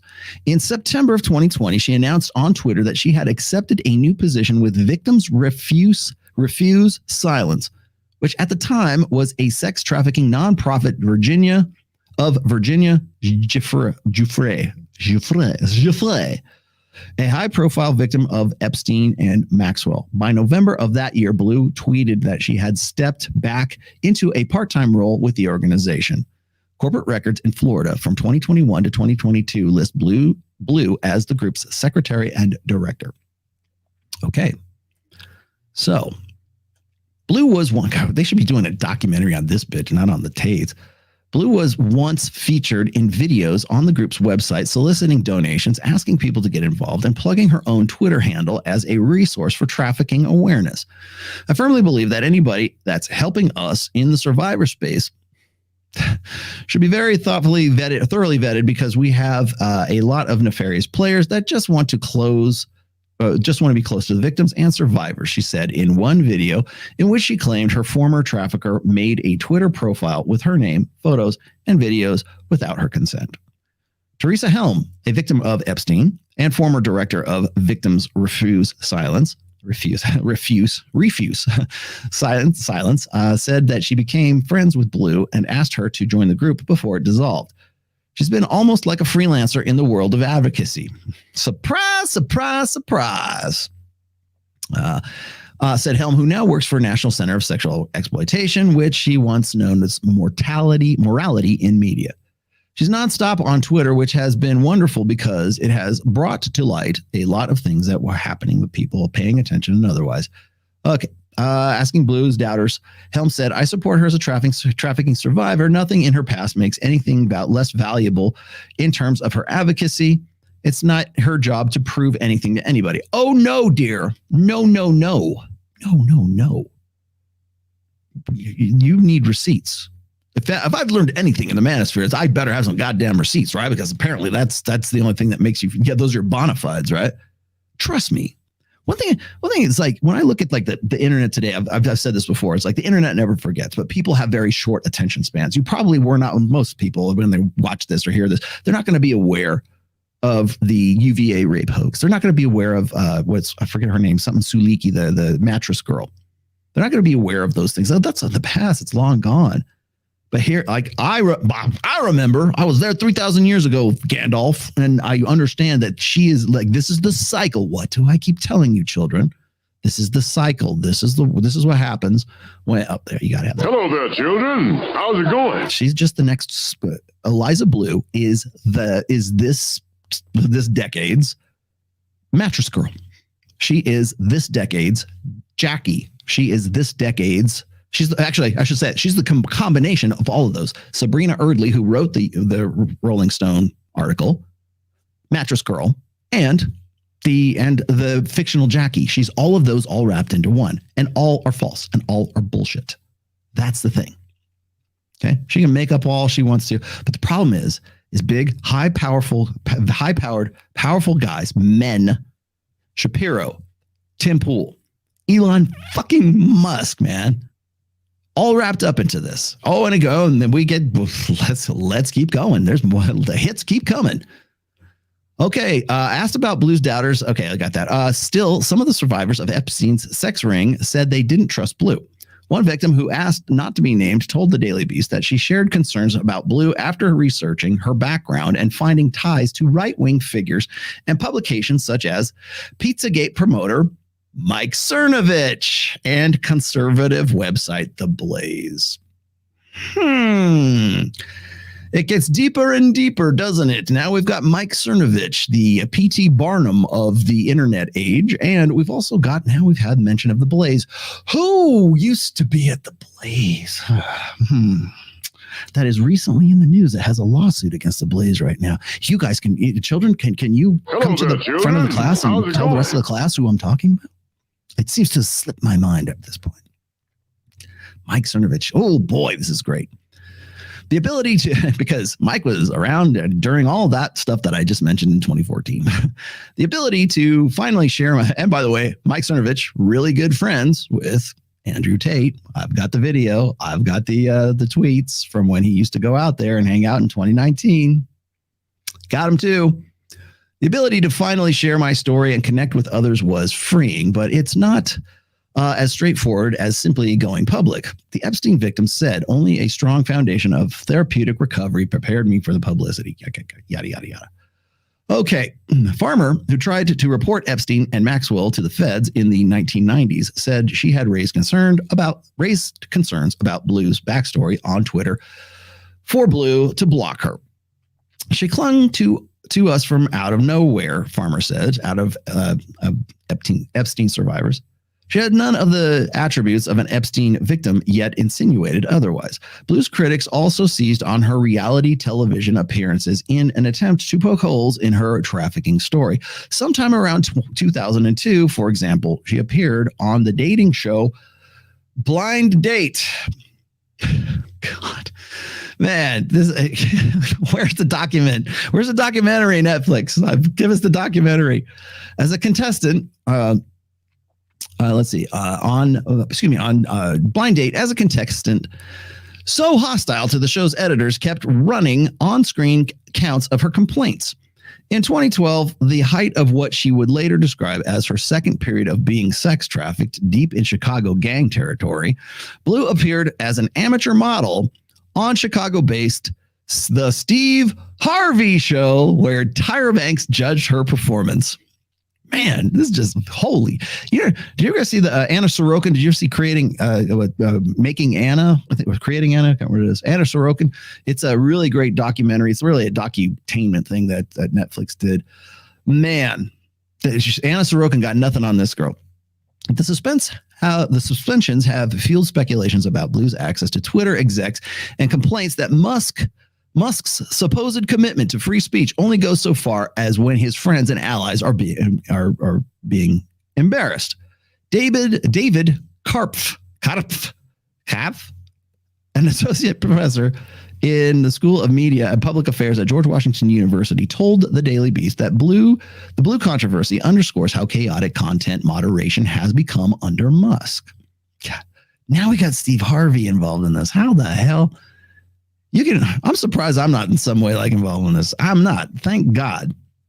You can say whatever you want on Twitter so long as nobody notices and you don't say mean things about anybody in Elon's circles. Karp told Daily Beast. For her part, Blue insisted on Twitter on Tuesday that she didn't ask Musk to suspend the accounts, and that tweeted the World Star video. Okay, if I was going to ask for favors from Elon Musk, I would ask him to make humans a multiplanetary species. Holy Christ! Please, just send the asteroid. Kill me, please. Can we just I don't even have a sound drop that I can jump here. There you go. That's the other thing I got. Really? That's where you're going with this. Farmer told the Daily Beast that Blue's support of Musk was a slap in the face to survivors. She points that Musk's reports. Oops, did I get it right? She points to Musk's reported visit to Epstein's main Manhattan mansion and Maxwell's infamous photo with Musk at the 2014 Vanity Fair Oscar party. Elon Musk needs to pull out a little Shakespeare and study it. Thou doth protest too much, methinks. She says, adding that she believes it's almost like he's hired this woman to cover for himself. Wait a minute, there, I got a sound drop for that. We're going to be a multiplanetary species. Anyone who was even remotely affiliated with Jeffrey Epstein is odious at this stage, she adds, in response to some of Blue's pro-Musk tweets. Multiple users have replied with snapshots of Maxwell and Musk, with one writing, "Thank you, Elon Musk," shown with a convicted child sex trafficker, Ghislaine Maxwell, for looking out for children. For his part, Musk has claimed he was photobombed. Blue has occasionally raised money for online related to her anti-trafficking efforts. In 2020, she raised $1,625 for a vacation, writing that normally I serve survivors of human trafficking. My standard caseload is 20 survivors at a time. During this season, I took an extra 61 survivors via online advocacy.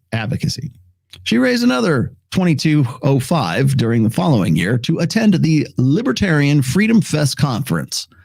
Blue has also indicated that she opened a safe house of her own for trafficking victims in March 2020.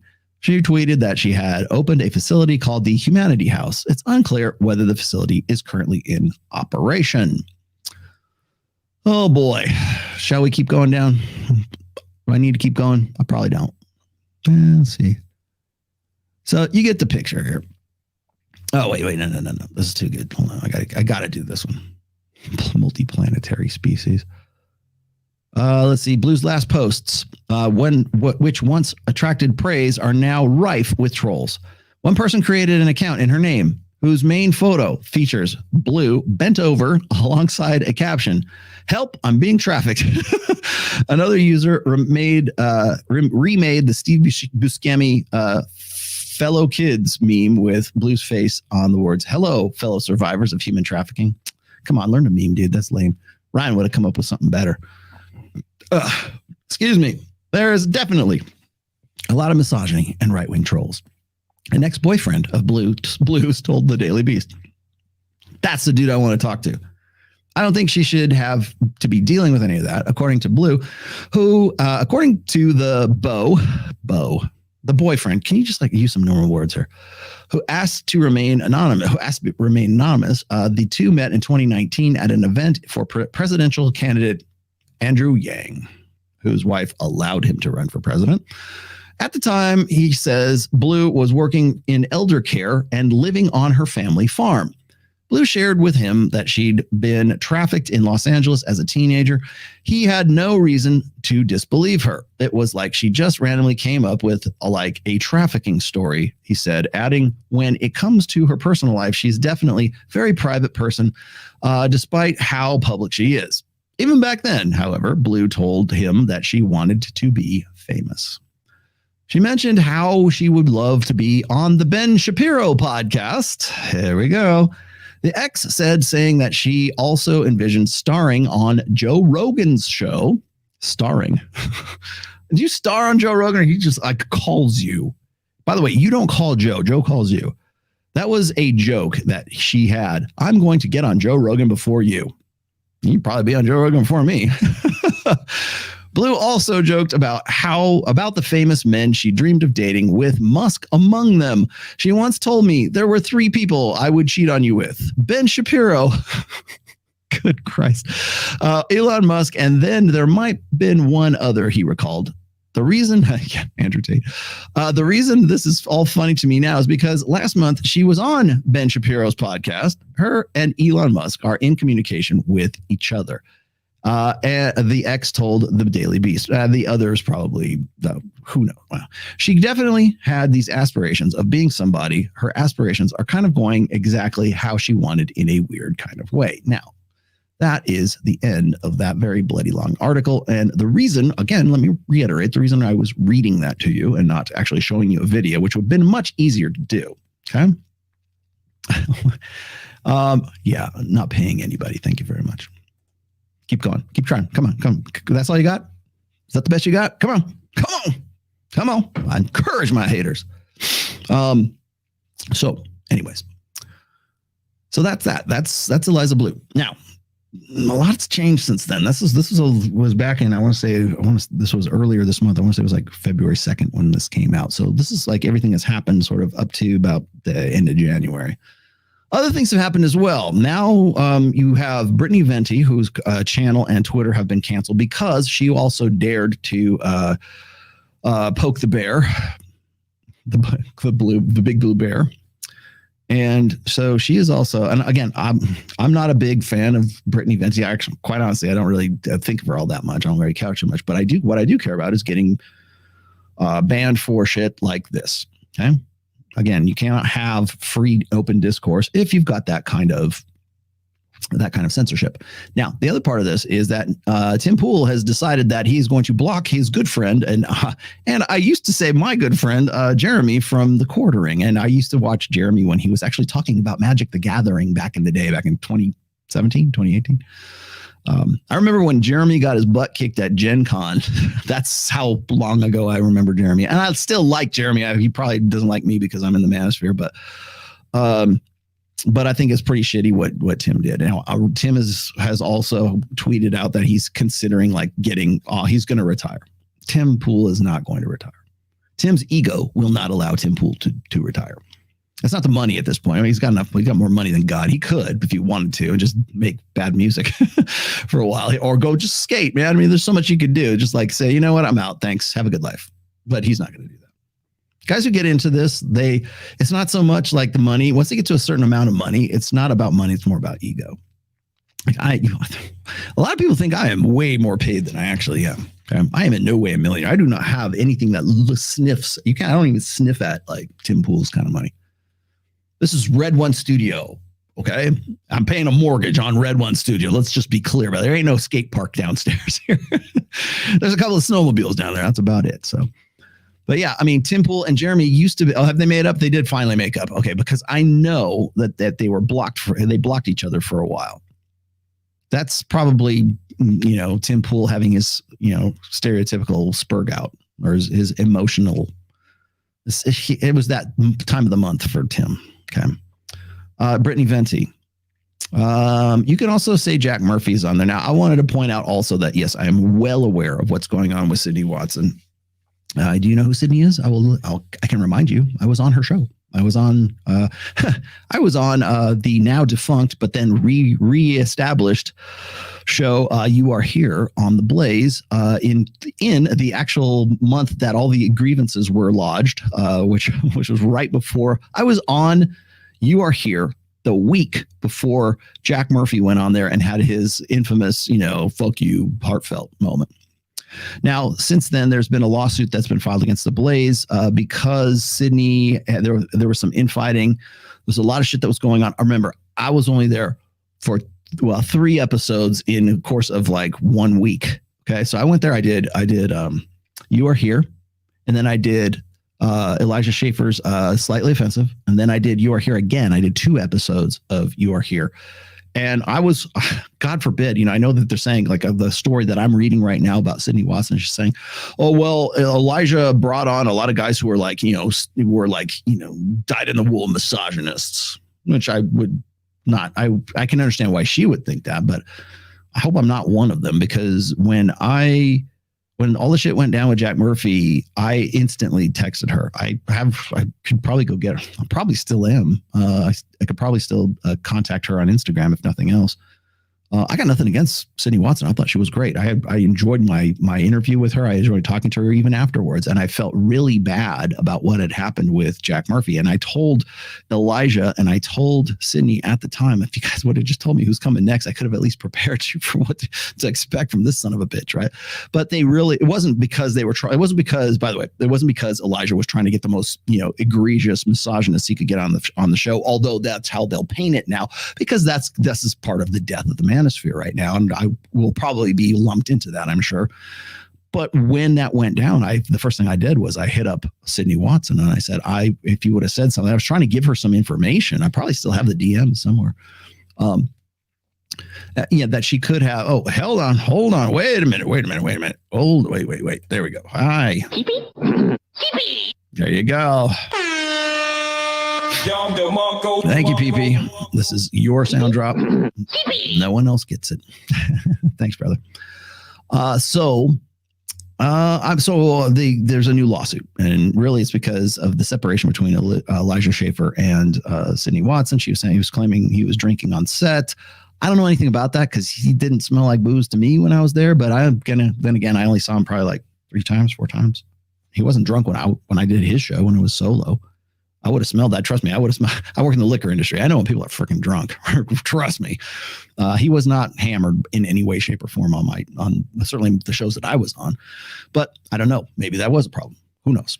I can't say yes or no, but I will say this is that when it kind of surprised me that Sydney was coming at the Blaze, and I think it's probably more about the Blaze than it is about Elijah at this point. I mean, Elijah was just sort of collateral damage. I think a lot of people are leaving the Blaze, by the way. If you look at Steven Crowder was part of the Blaze and now he's off. So there's a shakeup going down at the Blaze. And I don't know the higher up. I know it's Glenn Beck's network. I don't know the higher ups all that well. I went to Dallas in December to do those shows. But now we're seeing a lawsuit against sort of not Manosphere, but using that experience anyways as a premise for a lawsuit, and saying that the Blaze created a hostile work environment. I don't know if that was true. I don't know if it wasn't true, but I will say that the fact that it's coming out now, the fact that this is where we're at, and the fact that there is an opportunism that is being exploited right now, particularly with the arrests of the Tate brothers. Now you have people you want to know why the Dr. Phil show aired when it did? There you go. By the way, there's supposed to be another part to that. It's part 2, but no one has told me. I've talked to the producers since. I'm actually really familiar with one of them.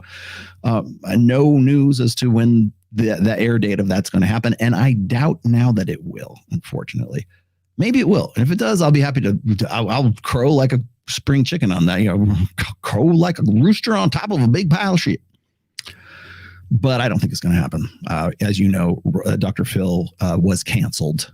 By the way, it wasn't, I just decided to call it quits. No, you didn't. Your contract was canceled. And later on, we find the New York Post picks up on the fact that they had already mentioned that they were going to cancel the show as far back as like when I was shooting, by the way, back in November. And so the fact that the timing of the release of that show was suspect, at least to me anyways. And I told you guys this. I said this on this freaking show, and I said it on Access Vegas right afterwards. I said, they told me, they said, oh, it'll go live in 2 to 3 weeks. I'm like, can't tell if bullshit or not. And of course it was bullshit. And then I thought, okay, they probably won't release because people were just foaming at the mouth. Rolo, when's the episode going to come out? And I'm like, it'll come out when some shit goes down with Tate. That's when it'll come out, because they want Tate to be in the news before they can be relevant with that, because it's not relevant in December until December 29th or 30th when they got arrested. Oh, now we got a fire lit under our ass to go and release the video. So that's when they did that. And then of course that was when news dropped, like literally 4 days after my show dropped with Dr. Phil. 4 days after was the announcement that the show would be discontinued after that season. So of course, everyone wanted to say, "Oh, Rollo killed Dr. Phil." No, I didn't. Trust me, that contract was probably the cancellation of that contract was probably negotiated well before I came around.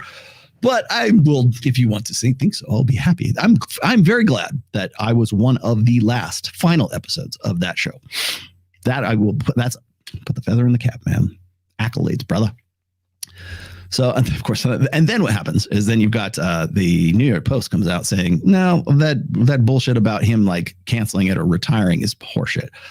They found out that it's actually the contracts, and that they weren't going to renew the contract anyways for after 21 years, which, by the way, is almost exactly the same amount of time I've been in the Manosphere.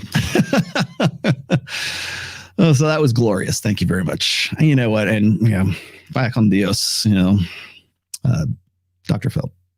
But it came out. The timing of it came out, and that was very, very suspect. So same thing now. Why is Eliza Bleu becoming such a household name right now? Well, because she went on Tim Pool trying to grift off of the Andrew Tate, the whole Tate scandal, them being trafficking. Oh, trafficking, high profile guy.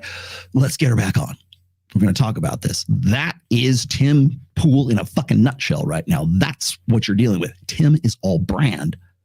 That's why he brought Myron and Fresh on there. He didn't know who the fuck they were. He brought them on because they're making more money than God. They're the highest super chatted show in the planet Earth, and certainly back in 2021, like the fall of 2021. They had numbers, they had stats, they had engagement. That's what he's looking at. He doesn't care. Like if they had, trust me, if they didn't make the kind of money they did, or if they didn't have the engagement that they did, Tim wouldn't even sniff at them. Tim, I know Lydia. I've talked to Lydia. I've followed her on Twitter. We've had back and forth exchanges when it was Tim. I've followed Tim from back in the day. I've yet to have that call, and I will never have that call, and I'll probably turn it down now anyway. But I do know who Jack Murphy is. And that was another thing. That was another scandal. So now you've got Sydney Watson filing lawsuits against the Blaze, and the chickens are starting to come home to roost. And this is the real theme of today's story: is the chickens coming home to roost. Do you think now he doesn't have a show and has probably made most of the money he will in life? Yeah, $450 million, by the way. That his wife will find him frivolous now. No, the word you're looking for, David, is superfluous. Probably frivolous too. Oh God, I could say something, but I don't want to be held liable for saying it. I'm not sure. I'm sure that, let's say, age. I'll see if I can put this politely. I think age is catching up to Dr. Phil. That's how I'm going to say it. I'm just going to stop it and leave it right there. Because right after that show, I didn't see him or her at all, and nobody does. They rush off the show almost immediately. So. You take that as you may. I'm not saying one thing one way or the other, but that's a little sus. Anyways, getting back to this, the main theme, the main thrust today, oddly enough, is not so much about Eliza Bleu. She's just the harbinger of doom. I keep telling you guys, the manosphere is going to die as we know it. I'm not saying it's going to be gone. Rollo said it's the beginning of the end. No, I'm just saying that this is the shift. This is where we turn. Right? What did I say about you know what? I'm going to put this up. Yes, you're right. He did. Okay, sorry.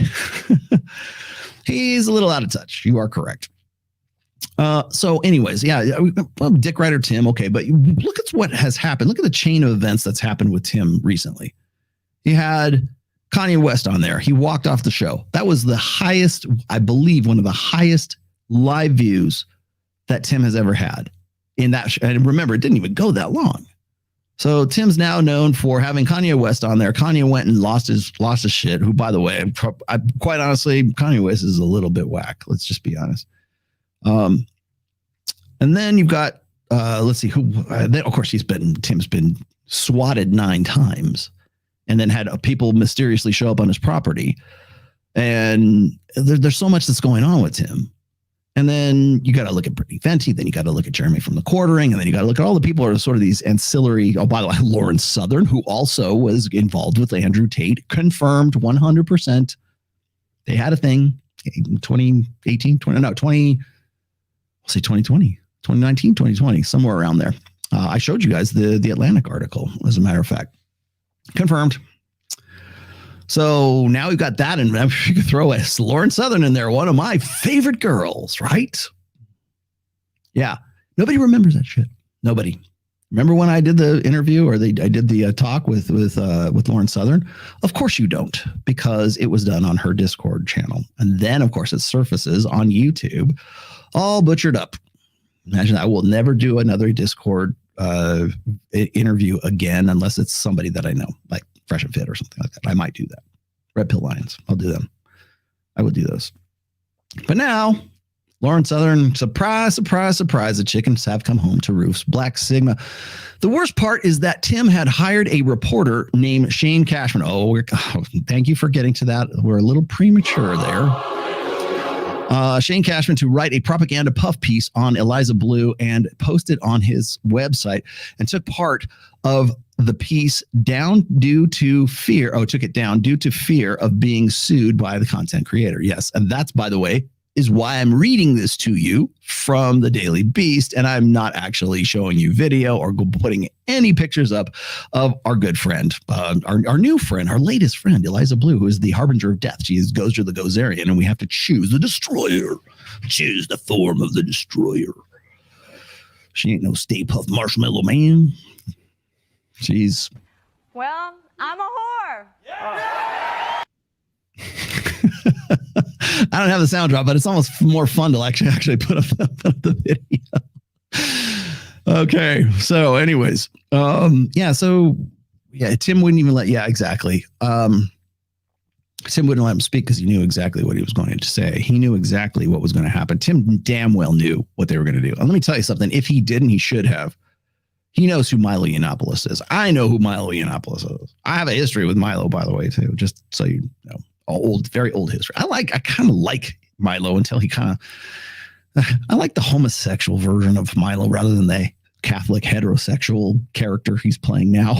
The old character, oh man, I want classic Milo, not this shit. But now it's like anti-Semitism, and now it's Nick Fuentes, and by the way, Sneako's in some way wrapped up in that. I don't know how. But everybody's positioning their pieces at this point. And some people aren't really good chess players, and Tim's one of them. And probably Cashman is not one of them either. Brittany, what? Oh, Brittany is with Nick Fuentes. Brittany Venti is with Nick Fuentes. Really?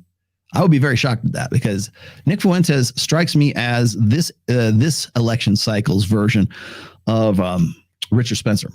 That's he's gunning for that position or that whatever role that's coming up, and you're probably going to hear more from Mike Cernovich, because this is his shtick. Like this, he's like a election correspondent. Only now he's kind of lost his red pill teeth, and he's family man guy. So, who also big supporter of Andrew Tate. Just saying, still hasn't answered those questions yet. Maybe his AI chatbot will. Yes, good God. Okay, so my other point is this: I was going to put this on as a video, but I think I'm just going to describe it to you because it's easier to describe. The whole thing going down with Eliza right now is indicative of what's happening in the sphere, in the red pill sphere, in the manosphere. There's a lot of people who came into the space who decided that they were going to jump on the bandwagon and they're going to be the next hot thing. They're going to be the next big deal. They're going to be the next, and yes, I would throw Adam Sosnick in there. Jedediah Bila, at least I can say she has some like genuine, like authentic interest in all of this stuff. But, I like her, and I would never want to throw her under the bus. I think she's great at what she does.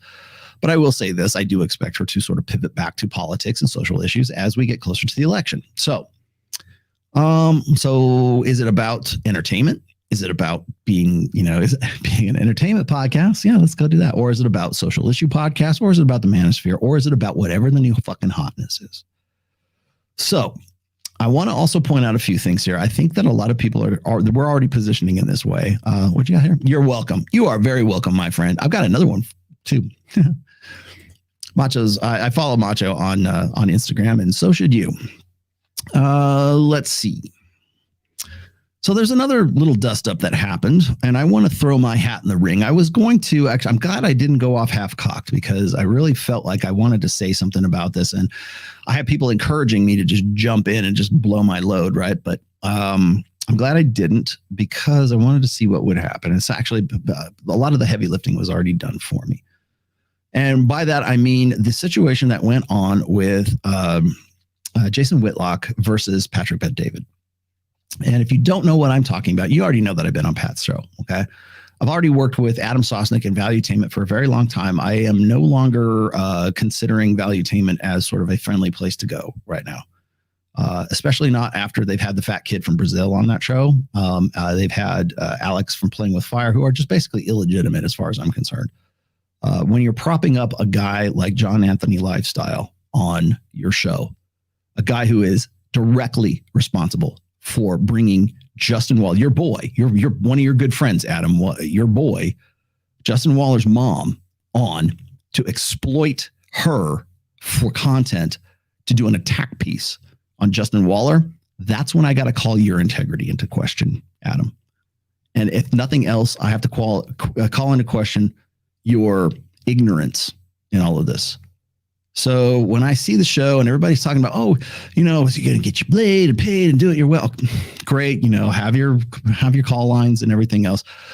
But when people tweet in, and I talked about this last week, I figured I would reheat it a little bit because there's been more developments in this. But when you're on there and you're promoting your brand, Valuetainment overall, and the content creators for Valuetainment overall, and you're creating this mission statement of, well, we want to have, open, honest debate, and we want to have free speech and yada, yada, but yet you're willing to use the same tactics that the woke, progressivist, leftist cancel culture that you claim to hate so much. When you use their tactics, I can only call a fraud out when I see a fraud. And to me, that's fraud.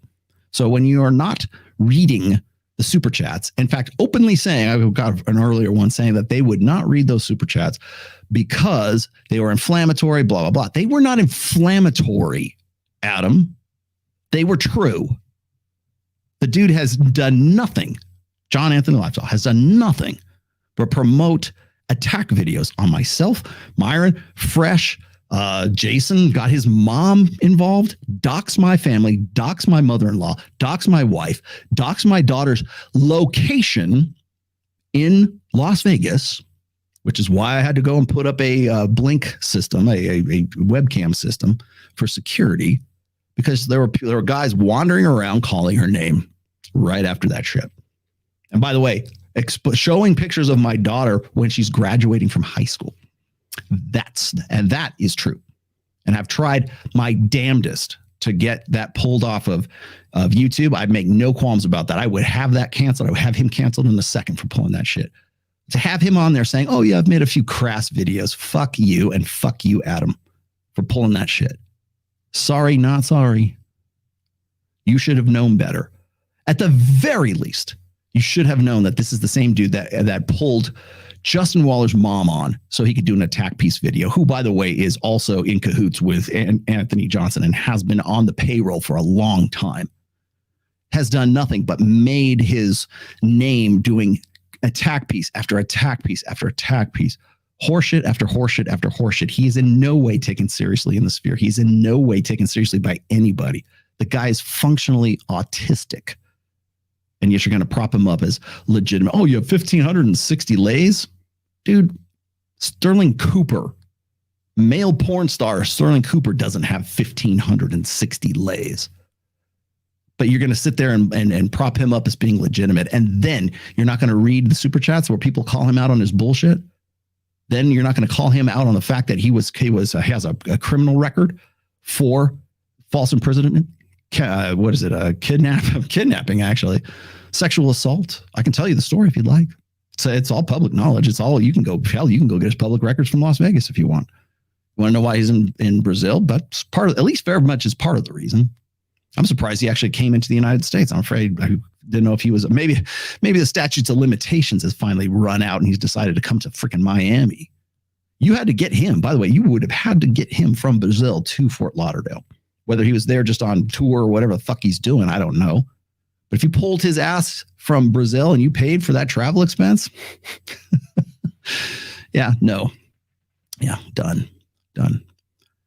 People are saying, like I had Myron telling me and I had Mike Sartain saying, man, maybe it was an honest mistake. And it could have been an honest mistake. They didn't know who he was. That's more worrisome to me than if they had actually known who the guy was.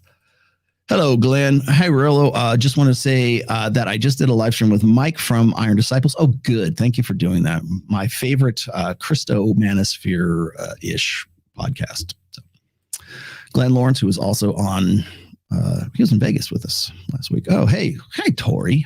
Hello, Torsha. Yes. Tori, Intel Energy. Thank you. Black Sigma. Oh, speaking of Adam Sosnick, watched his previous show and funny how his super chats were short. His show was extremely boring, then lost his train of thought. It was refreshing. What do you want to waste your time with, man? I mean, thank you for doing it. I'm not calling you out. But yeah, I mean, I can only be so tolerant. I mean, it's like, fool me once, my fault. Fool me once, your fault. Fool me twice, my fault, right? I can only be so forgiving after a while, and I'm a pretty patient motherfucker. So just saying. So that's not even half of it though, because recently Jason Whitlock, who by the way is on the Blaze, a conservative talking head pundit guy, black guy, really good dude. I've actually tried to reach out to Jason for other commentary because he's kind of gotten in a little bit into like the intersectional dynamics topics and stuff. Somebody made me aware of him, I think on Twitter, and they said you should reach out to him. I did. I never got anything back from him, but I just kept an eye on him. I started following him just to see what was going on. I had no idea he was scheduled to go on the Patrick Bet-David show. Well, turns out that Jason Whitlock also has some beef with Randall Martin, who is, I believe, on Fox News. I'm pretty sure he is actually, commercial television. And they've had some back and forth exchanges, and I don't even know what the beef quite honestly is, but Jason's like, okay, whatever. But he was supposed to be interviewed by Patrick Bet-David. Turns out there was a lot of monkey business that was going on. And this is according to Jason. And then I also watched the response video from Patrick Bet-David talking about how things went down. And essentially what happened was they brought Jason in from, I believe it's Nashville is where he's located. Brought him down. Now he works for the Blaze, so he's taking a significant loss of time and money by doing so. So let's just be honest here. And I gotta call this out because this is, yeah. Do you think so? I don't think so. Like, let me explain to you why I disagree with this, Basketball Jones. Just hang on. Just sit tight here. Okay. Ted Nugent, really. Great White Buffalo was actually his best song. So they bring Jason Whitlock down to Fort Lauderdale. I know where the studio is. I know how trust me, I've been there. I was there from, let's see, February of last year all the way up to July. And then again, I was back there, in December to do Jedediah show again. So I'm very familiar with the layout of both of those studios in Fort Lauderdale. So I know exactly what Jason's talking about when he gives his account of what was going on. I also know that they used drivers because they drove me around and they drove Jason around, or excuse me, Justin around, and they drove Sterling and even Tori at one point when we were there in May. I know how they operate. And I also know that they are perpetual cheapskates, and they are looking for nothing but free content. That's all they do. They don't care about anything else. They don't care about you think they give a shit. Ostensibly, they give a shit about like conversation and, and having, debates and, we'll have people in here we disagree with. No, you won't. No, you won't. That's not what they're about now anyways. Maybe before they were, but certainly not now. And I'll tell you what, because when Jason Whitlock was giving his account of this, and I'm going to paraphrase here, if you want to see his account and then Patrick Bet-David's account, and then Jason Whitlock actually responds again to that. And then maybe there's another rebuttal. Who knows? But this is back and forth. But essentially what's happened is they bring Jason down, put him up in a hotel, Rob, fly him in, bring him up to the show. And he was supposed to go on at a certain time. And they told the driver to drive him around a little bit, delay a little bit. And Jason smelled a rat. Right? He smelled, this is a little irregular. I must thought they were going to bring me in here. And then, of course, he's wasting his time. And I understand because he probably makes more money than I do. I'm all solo. I'm a one-man show. And he's, he came down there because he wanted to be interviewed and wanted to tell his side of the story. And really the only winner in that scenario is Patrick Bet-David. So when he's down there, they're driving him around, kind of delaying him, told him to take him around the backside. I know how the building's laid out, so I know exactly where they brought him in. I know where the vault is. And in all likelihood, they were trying to work out some sort of YouTube blood sport between himself and Roland Martin, who was also asked to be there and also brought in for that. And yes, I'm aware of the emails that said, oh, you're going to be there for a panel show. Of course, he never asked who the panelists were going to be. I'm not sure they would have even said it was Roland Martin, but if he ain't asking, they ain't going to be telling. And also, Jason Whitlock and probably Roland Martin as well have people. So if they have people answering emails for them and they have publicity, they got PR people, odds are it's probably something he overlooked and probably something even Roland Martin overlooked too. I don't know what Roland Martin's thing was. I remember writing, thank you, in that chat in the beginning of their channel, and that they don't read their chats, and they read it at the end. Some they like stop super chatting them. It doesn't make any sense. Yeah, don't give them money. At least, like, if you're going to super chat on Jed's show, really, because she'll read them during the show. I would not. And by the way, I would say this about any show that does, pulls off the same kind of shit where they'll stock up all the super chats and they'll wait till the last 5 minutes. That's not engagement media, my friend. That's you like filibustering and hoping to God that nobody asks anything inflammatory during the show. That's a tactic at that point. You do it more than once. That's a tactic at that point. Anyways, getting back to Jason Whitlock, they kind of roll him around. He gets into the studio. Apparently, there's an exchange between him and Patrick Bet-David. They're trying to sort of isolate him, most likely because there was some sort of delay or there's something happened with Roland Martin, who was supposed to be there. And Jason Whitlock sniffed it out before it happened. Good for you, Jason Whitlock. You are correct. You did the right fucking thing, dude. Now, you don't know me from Adam or whatever. You have no idea who I am. It's fine. I have done that. I've done those shows. I've been in that studio. I know what the staff is like. I know exactly how business is run. And so does Coach Greg Adams. Because Coach Greg Adams, the last time he was on there with Hafiz, was saying that they sprung Hafiz on him at the last minute. Was that Patrick Bet-David show? No, it was not. It was Adam Sosnick's show. But that's their MO. That is what's known as YouTube blood sports. And it was pioneered by an individual by the name of Andrew Worski way back in the day. And he is no longer part of, I don't know where he's gone off to, but he used to engineer the panel shows between, say, like Roosh and Brittany Venti, who actually hates Roosh. And it was known then as YouTube blood sports. It's you bring somebody on and you say, hey, we're going to interview you. And then at the last minute, they say, we got your worst nemesis right now. And you're going to put him on and you're going to, it's like putting two ants in the jar, shake up the jar and watch them fight. That's basically the premise of YouTube blood sports. Now, apparently that was also applied towards Roland Martin and Jason Whitlock. Now, Jason picked up and he pulled out and he said, screw you guys, I'm out. Do you know how much money I'm losing as showing up here? Now, of course, Patrick Bet-David makes it about the money. It's not about the money. It's about the fucking principles, what it's really about. And what got me in, like, I was about to just say, I let them fight, right? Until the point where Patrick Bet-David said, hey, well, if you're really out that much money, then I'll pay for it. Like, what? I will remind you, on this show, I've already put this one out into the Twitterverse, on the YouTube channel verse, whatever.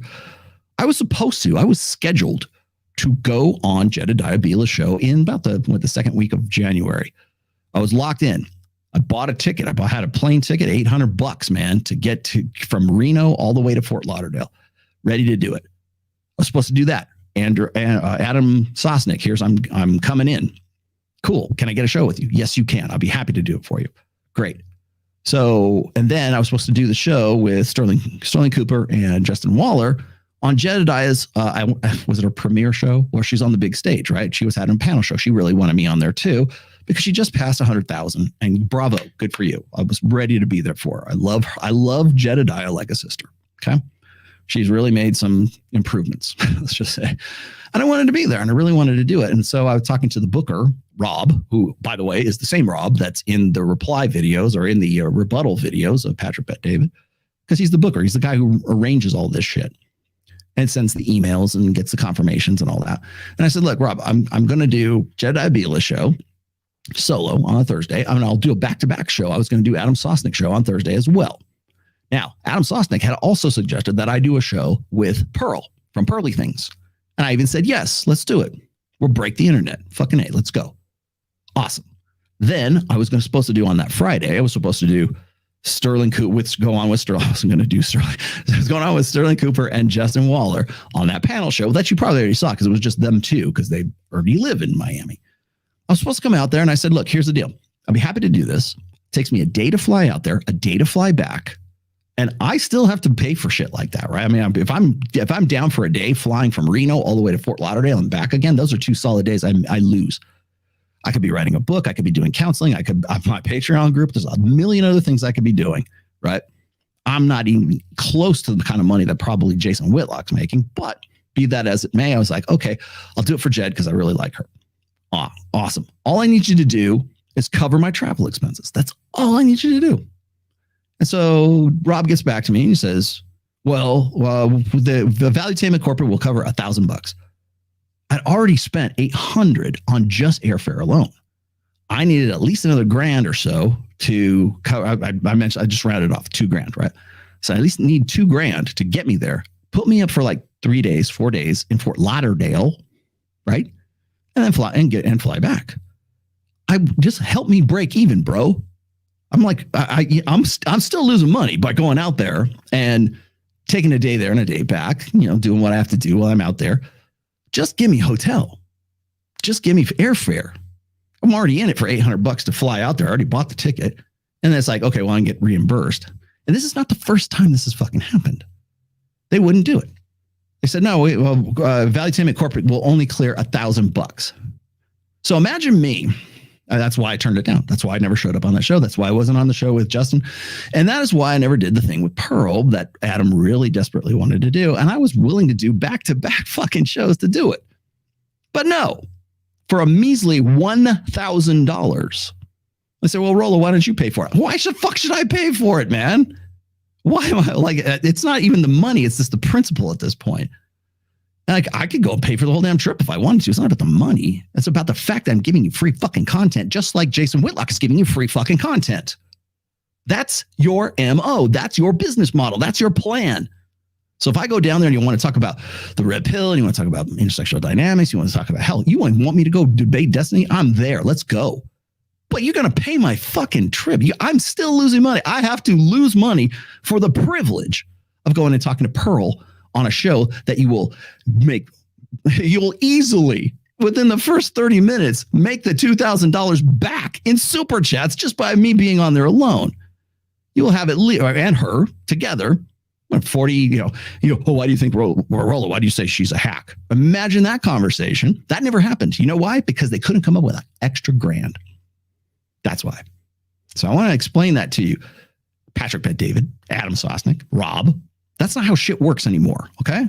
I'm not too big for my britches or anything like that. I mean, oh, Rolo thinks he's got a big head. Yeah, I do have a fucking big head, especially when it comes to shit like this.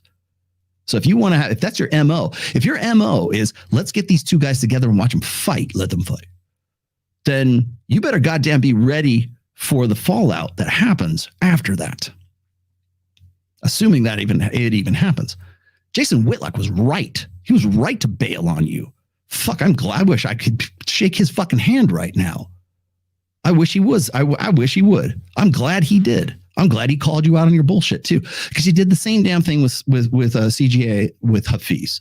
You knew that there was going to be confrontation there. And it's not that. And here's the funny thing is like CGA probably would have done it anyway. You could have told him. You could have been totally upfront about it, but you didn't prep him for it. He was on lead attorney with Pearl talking about how they sort of sprung Hafiz on him at the last minute. They didn't even I know where the green room is. I've been to the vault. I know exactly where they were. Why whipped him by really quick. And then holy shit, there's Hafiz. Well, CGA is prepared. He knows his shit. CGA does know his shit. I just question his judgment when he works with Anthony Johnson, but he was on top of his game. But the point is that they wanted YouTube blood sports, the same thing that they tried to do with Jason Whitlock and Roland Martin. Now, I don't care what your opinion is on Roland Martin or just Jason Whitlock. I do not care. I really don't even know all that much about them. My point is that is the business model that you're seeing happen. And that is exactly the same shit. Yeah, a variation of the same shit that Steven Crowder was talking about with Daily Wire. Big con. That's what Valuetainment has become, is big con. They build themselves up with this, oh, we want to have people together and they want to have free, open debate and all this other. We're going to get people with differing opinions. Well, then tell them that they've got somebody there with differing opinions. Let them know that. Let them know what they're supposed to. That's how a debate works. I'm not sure if you really understand that. But that's sneaky. It's sneaky fucker game is what it is. It's YouTube blood sports. And it seems like the best thing in the world. Now, if it had just been CGA and Hafiz one time, I go, oh, okay, well, that's kind of fucked up. No, now you're trying to do it with bigger names on Pat's show, because CGA was on Adam's show. Hell, at least they gave me the common courtesy of saying, or Adam did, to say, hey, I'll have you on with Pearl. We'll break the internet. I'm like, let's go. Wouldn't do it. Why? Because an extra $1,000 was too much, I guess. As I said, they would have made that back in the first 30 minutes of Superchats from that show. But that doesn't occur to Rob the Booker or whoever else is making those decisions right now. So not only is the John Anthony lifestyle thing a major flub on their part, also you got caught with your pants down, guys. I know. I saw it. I saw the shit happen. I know exactly what you're doing. And so does everybody else now. So don't bill yourself as some, bastion of free speech and anti-cancel culture, and then use the tactics of cancel culture. Looks like Natalie or Natalia lost the Superchats. Get the fuck out of here. Me and Mike read them out that night because we found them. Suddenly they've reappeared in the chat log. Son of a bitch. You just didn't want to read them. You didn't want to read them because you got caught with your fucking pants down. That's why. That's why nobody's going to want to work with you in the future. And Patrick Bet David, for that matter. They're not going to want to work with them in the future because that's the reputation. That, by the way, is not integrity. That is not saying what you mean and meaning what you say. For guys who are so dead bent on freaking entrepreneurship and positivity, this and motivation, that, and everything else, you're still using the tactics of the woke and the left and the cancel culture you claim to hate. Get the fuck out of here. Same thing with Daily Wire. Get the fuck out of here. Steven Crowder, bravo. I want to shake your hand too, because you're calling this stuff out and we're seeing it happen right now. I will punch left and I will punch right. If I see injustice and I see bullshit like that, I'm going to call it out. Trust me on that. Comfort the afflicted and afflict the comfortable. Funny show. Adam and Tim Pool have something in common. Gobble up the super chats and don't read or read a few of them. Yes, it's called farming super chats, Black Sigma. And all of the best of us do it. Rollo, you got a 6-hour podcast. Yes, but I maintain 4,300 live. I would rather give super chats to Ned than Valuetainment. Well, yeah, Ned will probably appreciate them a whole lot more. Ned won't dox me. Let's bring Access Vegas to the moon. I would love to. Please do. And by the way, thank you for the support of Access Vegas. It's been very interesting. Very, very interesting, to say the least. Yeah, cheap fucks. Cheap fucks is right, man. I know that's another thing that gets me, by the way. And this is not like there have been times where I was trying to get I went on a Adam show with George Gammon. When I go to a gig with George Gammon, I'm not going to say how much money I make off of George Gammon, but when George says, "Hey, can you speak at the Collective? Can you speak at Rebel Capitalism?" I'm right there. I'm like, "Yeah, cool." I know that within a half an hour, his girl, I won't name her name, she will email me and she say, "Would you like an aisle seat or a window seat in first class, or would you like first class?" Right? Yeah, yes, please. Fly me out to wherever the event is. Put me up in a very nice suite, the best suite they can get. I make certainly more than the $2,000 it would have took to fly me out to Fort Lauderdale. They feed me well. I have a good time. They say bring a guest. I brought Justin Waller on at least 2 or 3 occasions with me, just because he likes to hang out with the guy Kiyosaki and Ken McElroy and some of the other guys, Jason Hartman, who I love like a brother.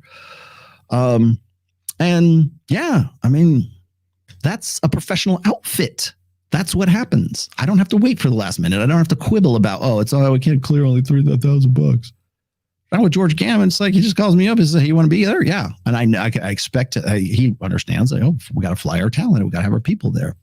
He's going to make money off of me, granted. right? Because I'm going to go there and speak at his event. And I'm happy to do it because I like George. I genuinely like George. I probably would do it for free for George. Don't tell anybody. But you know, that's the level. I shouldn't have to have that conversation. That's just it. And Jason Whitlock shouldn't have to have that conversation. You are unprofessional. You don't know how to run a business. And for a guy who prides himself on entrepreneurship, your staff clearly does not know how to run a business.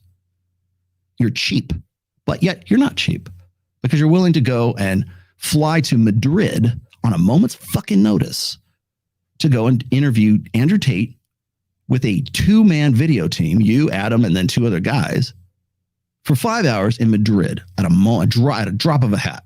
How much did that set you back? How much would that cost? I would love somebody to like give me the breakdown of how much it would cost to just pick up and fly from, I guess it would have to be Miami to go international, out of Miami to get to Madrid, Spain, find a place to do this, set up and pay your people. You got to fly out your video crew and all their equipment too.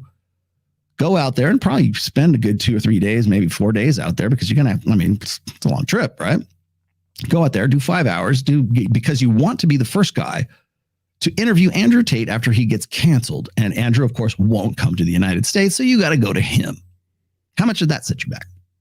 I would venture to, I don't know, but I would venture to guess it's probably a lot more than $2,000 in travel expenses. I even saw that. So when I was listening to Patrick Bet David, like just piously talk about, oh, well, I'll cover. Well, how much is this setting your back? Oh, here, let me just get my checkbook out. Fuck you. What? And the whole thing is like, it's supposed to be a flex. Like, oh, well, so if it's all about the money. Yes, it is all about the money because you're unprofessional. That's why. And that's what's going to happen, I think, anyways, with Big Con in the next 18 months. That's what's going to happen. And you know what? It wasn't me that called it out first. It was actually Steven Crowder. Good on you. And Steve, if you're ever doing anything, if you want me to come on, dude, I'll fly my happy white ass out to you anytime. Right? I would love to have that conversation with you. Or why not come to Vegas? I'll host you in Vegas. How's that? I would love to have that conversation and at Sticky Paws. Would love to do that. Hopefully he'll see this. I don't know. Maybe he will. Maybe he won't. Nobody cares about me. Anyways, if you're going to promote yourself as this success brand, this promotion of like entrepreneurship and business, and you got to get no days off, man. Get up at 4 a.m, take a cold shower, and that's what you're about. The chickens are coming home to roost. The same thing is happening with Tim Pool right now. The same thing is happening with Cernovich for sure, but the same thing is happening with big accounts right now. And they're getting caught with their pants down because they are starting to lean into becoming the people that they hate. Was that line from Batman? Was it Two-Face, Harvey Dent? Die a hero or live long enough to see yourself become the villain. You're becoming the fucking villains, guys. You are the villains now. You are the problem. You become the people that you hate because you've employed the same tactics as the people you hate. That's why. So there you have it. That's my take on all of that stuff there. What do you say? MLD was fresh fit. I have a total different view of okay, whatever. Let me roll back here. Rollotainment. Yeah. Hey, let me tell you something. Daily Wire also got caught with their pants down too, because Steven Crowder called them out. And by the way, that was a really brilliant episode of Steven on Tim Pool. I think it was his second largest live view. But not the least of which because Steven Crowder called out Candace Owens for her bullshit, and Matt Walsh for that matter too, and should have called out Jorkayla Peterson because she backpedaled on all that bullshit at the time. I already talked about this. I won't get into it, but Jorkayla's just an idiot. She just has no concept. She is, it looks like an injustice, a travesty of justice against Steven Crowder. He's being some big nefarious company is limiting his growth. Well, turns out it's Daily Wire. Oh yeah, I better delete that. Delete those tweets. Better issue an apology. That was like a hostage video, right? It's like, tell them what we want you to say. Oh, we didn't know. Daily Wire's cool. We love them. Ben Shapiro, yay. I wonder how Ben Shapiro's going to deal with Eliza Bleu. I also want to point out one other thing about Eliza Bleu is that this is what happens when powerful guys get enamored with women and their stories. I don't like Eliza Bleu is in no way hot to me. Sorry, but I like my women with longer hair. Maybe that's it. She looks like that chick. What was the girl who was like, stop the insanity? What was that girl's name? She looked almost just like her, man. But she was a little bit healthier, I think. And you're dealing with like a chick who she's saying the right things in the right circles. That's why they bought into it. They wanted something. They wanted some They wanted some lead with Andrew Tate, and of course they couldn't get that like directly. So now, of course, they're going to have Eliza in there, who's a survivor of sexual trafficking, and she's representing two of the girls who are involved in the Tate case. No, she's not. In fact, quite the opposite. She's a scam artist. The ultimate gaslighting is when Pat David said he spent so much money to fly Jason out and then insults him at the end. It was very slimy. I'll tell you the other thing that was very slimy is when Jason mentioned that to Patrick, Bet David, you wouldn't pull this shit with maybe he didn't say shit because he's a very good Christian guy. He rarely swears, right? But let me just speak for him. He wouldn't pull this shit with Jordan Peterson. Now, Patrick thought that he was pulling the race card because Jordan's white and he's black. I don't. And this, by the way, this is Patrick Bet David who said this, not Jason. Jason wasn't pulling the race card. I don't think he was, anyways. Not from that comment. He wasn't pulling it because Jordan Peterson is on board with everything. He would not in any way have done that, whether he's white or he's Mexican or Asian or black or whatever else, because he's Jordan fucking Peterson. That's why. That's why he's going to show that respect. He wouldn't try. Can you imagine Patrick Bet David or the guys at Valuentertainment getting myself and Jordan Peterson together and not telling us and say, oh, let's let them fight. That would not happen. That would never happen. I've been pitched the idea of doing a debate with Michaela Peterson by Adam Sosnick. I said, yeah, let's do it. But you're not going to get her to do it. But they could if they bullshitted her. And they said, hey, we're going to have a panel show. Come on, Michaela. We'd love to talk to you about the plight of men, the demise of guys. Come on. And then suddenly I show up. Surprise, motherfucker. Here's Rollo Tomasi, right? That I would believe that would be how they would do it. Now, I didn't put two and two together when he was asking me about that back in December. But that's probably how they would have arranged that. Or I wouldn't have put it past them. At this point, I wouldn't have put it past them. Although that might have been fun. This whole Adam Valuentertainment crazy though, we all here appreciate you. Thanks again for all you do. I'm a one-man show. Please support the show. Eliza Bleu, very funny. I see what you did there. She does need money. Well, but the other thing is when you got crazy, when bitches be crazy, can here tell these bitches to go to hell. Can a bitch just be crazy? Right, because sounds like what she is, and certainly sounds like she's got some issues, some psychological issues. Eliza Bleu is, and sometimes there's that protector dynamic, especially amongst blue pill guys, especially a Ben Shapiro, certainly an Elon Musk. Look at the guys who she's got wrapped into that orbit: Elon Musk, Tim Pool, Ben Shapiro, apparently. After watching that video about how he met his wife and everything and how he's just I just want to get it going. Well, Matt, does he seem like the guy that would be fall for that? Wouldn't question that shit? The reason I brought up the UVA rape hoax as part of this little diatribe of mine today is because it's not so much the inability to question women's stories because you don't want to blame the victim, right? No, it's a lack of judgment. And I think that's the hardest part is guys, especially guys of a blue pill mindset, they don't want to rock the boat, and they don't, especially when they've got a lot of money and they're high profile guys and they're on YouTube and they got X amount of subs or whatever. They don't want to say the wrong thing. And what's happened now is Big Con has become big. And they know that if they say the wrong thing to especially the wrong girl, they are just as beholden to this gynocentric social order as any progressive leftist wokesy is themselves. So Thank you for keeping Ned off OnlyFans. One. You know what? Anytime you donate to Ned, you get one of these. There you go. Me farming super chat, my $10 super chat. So thanks a lot. See, I think that's the beauty of this show is like I got up to about 1,600 live. Now things are kind of tapering off because the Super Bowl's on, which I'm about to go watch here in a little bit. But yeah, I think that's funny. It's funny you should bring that out. I think that's probably going to happen at some point. At this point, I would not put it past Adam Sauce. Why don't, Adam, here's a suggestion for you. Here's my last parting suggestion for you. Go get Anthony Johnson on your show. You might as well. He's just up in Orlando. You won't have to pay a goddamn thing for transportation fees. He's the perfect guest for you. Go get him on, please. At this stage, you may as well. Eliza B is a non-lefty womanist Daily Wire intelligentsia. We're so happy to have her own F3 male victim. Okay, thank you. F3.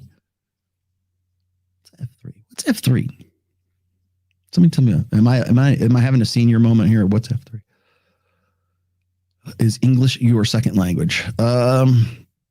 Yes, this is very, very true. Tim loves to play the clueless straight man that is ultimately right and knows all the answers. Yeah, Tim. I like Tim. I really did for a long time. I still kind of do. I want to put this. I want to like Tim. I want to like Tim because I want the old Tim. I remember when Tim was running around UC Berkeley for the riots that were going on around like 2014, 2015. Whenever like Ann Coulter or Milo would show up at Berkeley or something, right? And he'd run around with like a GoPro strapped to his forehead. He was like, "Oh my God, guys, are you seeing this?" And like people are like fighting, and there's like it was the early days of riots, right? And remember, Trump's not even president at that point.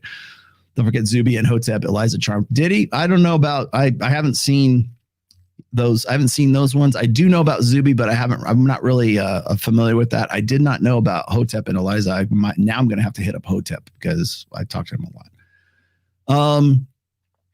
What is this? Oh, Fitness Fellowship Faith. Is that what it is? Got to remember. Is that the new Christianese?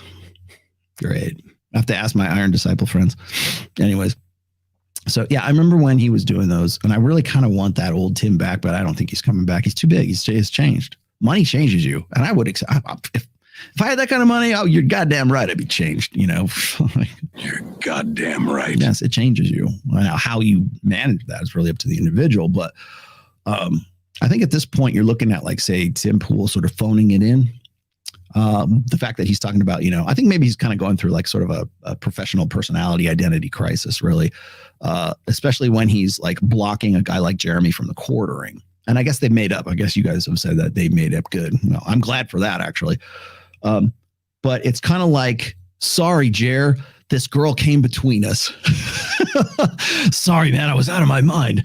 She was isolating me. She was, she didn't want me to talk to any other of my old friends because she was afraid that I'd go fuck other girls or something. That kind of energy, anyways. And it's like, how like a girl, like a really psychotic, like BPD, MPD, Meghan Markle, right? Don't talk to your brother anymore. Don't go pheasant shooting. Get rid of all your guns. Okay. I'm supposed to do it anyway. Right? That's what the blue pill beta who like hits Pater. That's that. So, yeah, and I'm glad they made up. Maybe now Tim has seen the light and he's willing to do some kind of pushback, because I think at this point it's like Tim has to say, am I going to lose more people by pushing back and calling this bitch crazy, or am I going to lose more people by staying the course? And that's where you get like, oh, I should just give up. Don't give up, Tim. Like just call it. Say, hey, man, culpa, I fucked up. Own it, man. It's okay. And people will respect you for owning it. People don't care. After 6 months, nobody's going to care. Seriously, nobody will care after 6 months. You fucked up. They might remember it if some other girl comes in there and fucks around with you. But like, yeah, that's the thing. You want the red pill lesson in all this? That's what happens when you idealize women. That's what happens when you believe all women. Literally believe all women. Believe what she said. Yeah, well, yeah. Oh my God, really? Yeah, you guys are throwing like all this play-by-play what's going on in the Super Bowl. Once San Francisco was out, I was really kind of like, all right. But Tori is supposed to be doing a hard-hitting expose on the president of the Manosphere very soon. I just wanted to throw that out there. I don't know if she's ready for it just yet, but apparently she's going to be doing it not maybe next week. I don't know. Let's see. What else do I got here? 1, 2, 3. Got that. Okay. Nerd. Am I a nerd? I kind of am sometimes. So I think that when you're looking at the situations between, I got one more thing I want to get to before I go.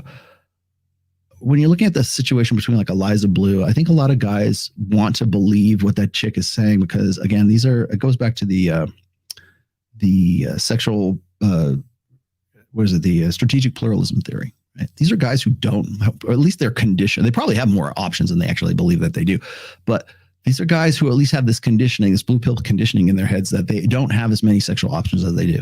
Like now I know, according to Adam Krigler, allegedly Tim and Lydia were a thing. So maybe there was something going on there. I don't know. I don't really care to know what Tim Pool's sex life is like, or Ben Shapiro's for that matter. I imagine it's pretty tame. Or, anyone else for that matter. But when your personality has been crafted, let's say, by a condition of sexual scarcity for a very long time, you are prone to being a mark by women who are predatory, such as Eliza Bleu. And they know that they can't be questioned. It's unfalsifiable. Believe all women. Like to the point, what was fascinating to me is she even said during his show, well, even if it's all bullshit, I still did a net good, right? That's the same mentality, by the way, as saying, well, even if that woman's story about being a victim is bullshit, at least it's a net good because it raises awareness. No, it's not. It's called a travesty of justice. That's how you get somebody in jail who's going to sit there falsely accused. Because the fallout of the social fallout is going to be worse than if that guy than dealing with the knowledge and the guilt and the shame or whatever in your own head that you basically sent an innocent man to jail. Remember what I said? Women have no problem with cognitive dissonance whatsoever. Certainly less so than men, let's just say. And especially if those two competing ideas or those two conflicting thoughts have anything to do with hypergamy. If one of those thoughts or both of those thoughts in some way maximize hypergamy, they have no problem with cognitive dissonance. Simple as that. All right. I have one. I'm going to read it off of here because I have a special request from my good friend Jason Hartman, and I figured I wanted to get to this before the end of today. Jason sent me this thing. It's on Quora. And so, Jay, here's your answer here. I've got on my phone. It says, does it matter? This is on Quora. Does it matter if a woman has a high body count? Now, I've seen this. The reason I'm getting to this because I've seen this brought up again and again recently. How do I remove my information from the internet? Curious how much information you have online. Scan your name. Blah blah blah. Okay, here it is. So, does it matter if a woman has a high body count? Now, these are the responses to this. Him. What's your body count? Her. 7. Right. So 14. You're disgusting, says the guy with 28 as his body count. Does it matter if a woman has a high body count? In most cases, yes. If you must know, it's a double standard of men getting praised for having higher body counts, while women are deemed as sluts for doing exactly the same thing. Women won't judge men for their body count, but they will damn sure judge him for his salary. I'm a woman. I believe that most men do care about body counts. Most men would prefer women with lower body counts. That's cool, but are you holding yourself to the same standard? Why should you? That's I love it when people want to make presumptions about equality or the blank slate or it's good for the goose, good for the gander. I'm always going to call that out as why do you think that is a net benefit? Or why would that be a double standard? Okay, if the woman should have to have a low body count, then so should you.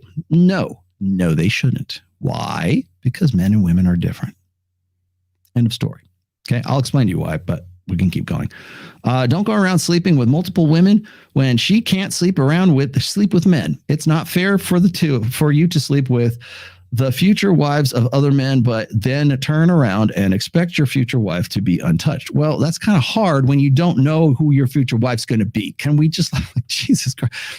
It's like if-then logic. do I need to draw like a Venn diagram for all of this? I mean, just on a premise, it's silly, but I mean, there's a evolutionary reason for this. Okay. So then, but then turn around and expect your wife to be untouched. If you would prefer a woman with fewer partners, don't make this harder to find for everyone else. Okay. But then again, some men like women with higher body counts. Really? Because they are more experienced. Yeah. Guys who are desperate, guys who will put up with a cougar. They're hey man, she's really sexually experienced. Yeah, but it's also the path of least resistance, dude. For me, body count does matter. I have a body count of 0 and I'm 17. Well, good for you, girl. So that makes sense. I'd feel a bit bothered by his body count if it's much higher than mine, but you're 17. Okay. So I'd stop talking with him because I would think about it a lot, especially during intimacy. I value intimacy. I think it's something that's really special and should only be shared with someone you're in a long-term relationship with. If I were to ever become sexually active, my man would be the only one getting some of me. I want him to feel very special. I hope one day when that happens, I am also special, the special one for him. Other people may think differently. Intimacy may just be something fun, maybe even a hobby. Sport fucking. If you date, we are entitled to our opinions, not if they're wrong. Hear me though? You are not entitled to a wrong opinion. One that is factually, objectively false. You're not entitled to that opinion. The reason why is because you're spreading falsehoods and it puts people in a position of like bullshit. Okay? I will die on that hill, by the way. You are not entitled to a bad false opinion. One that is like provably, empirically false. Sorry. If you don't want someone to judge you for your own body count, don't bother asking the person for their body count. You're 17. This is the reason I'm reading this, because this is a 17-year-old who certainly is rattling off a lot of stuff that she's probably heard from other people, but like has no idea why she's come to this belief set that she has. Okay. So the chances are you're going to make her feel bad and miserable for it. She's probably going to make herself feel bad, but okay. No one can change their past. Unless you're Eliza Bleu, apparently. Then it's really easy to change. Just change your name. You're Eliza Seep. You're Eliza Cuts. You're Eliza Nose. You're Eliza who the fuck, right? No, dear, you're this chick. Well, I'm a whore. I'm going to go with that. Okay. And you would make her feel bothered. Okay. So don't shame someone for having a low body count. People shame, like there's only, I don't think even women don't like shame men for having a low body count. They shame them for being virgins, maybe. When I shame, but they're like, I just wouldn't want to get with a guy who's a virgin.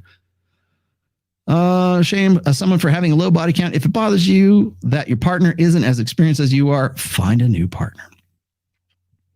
God, this is so funny. I could read through these answers, but you would just like, it's the answers you would expect for something like that. So Jay, this is your response. Jay actually left me another thing. Jason, here's your response. Okay. So I think it's pretty obvious that a higher body count for men, or a woman with a higher body count to men, is seen as a less desirable woman simply because, not because she's run through, she's just a bad bet for his paternity. That's why we have that hesitation. That's why there's what's known as revulsion. Revulsion as a human instinct. I mean, like, oh, she's a slut. Like, like you're tasted something bad, right? That's not what I mean.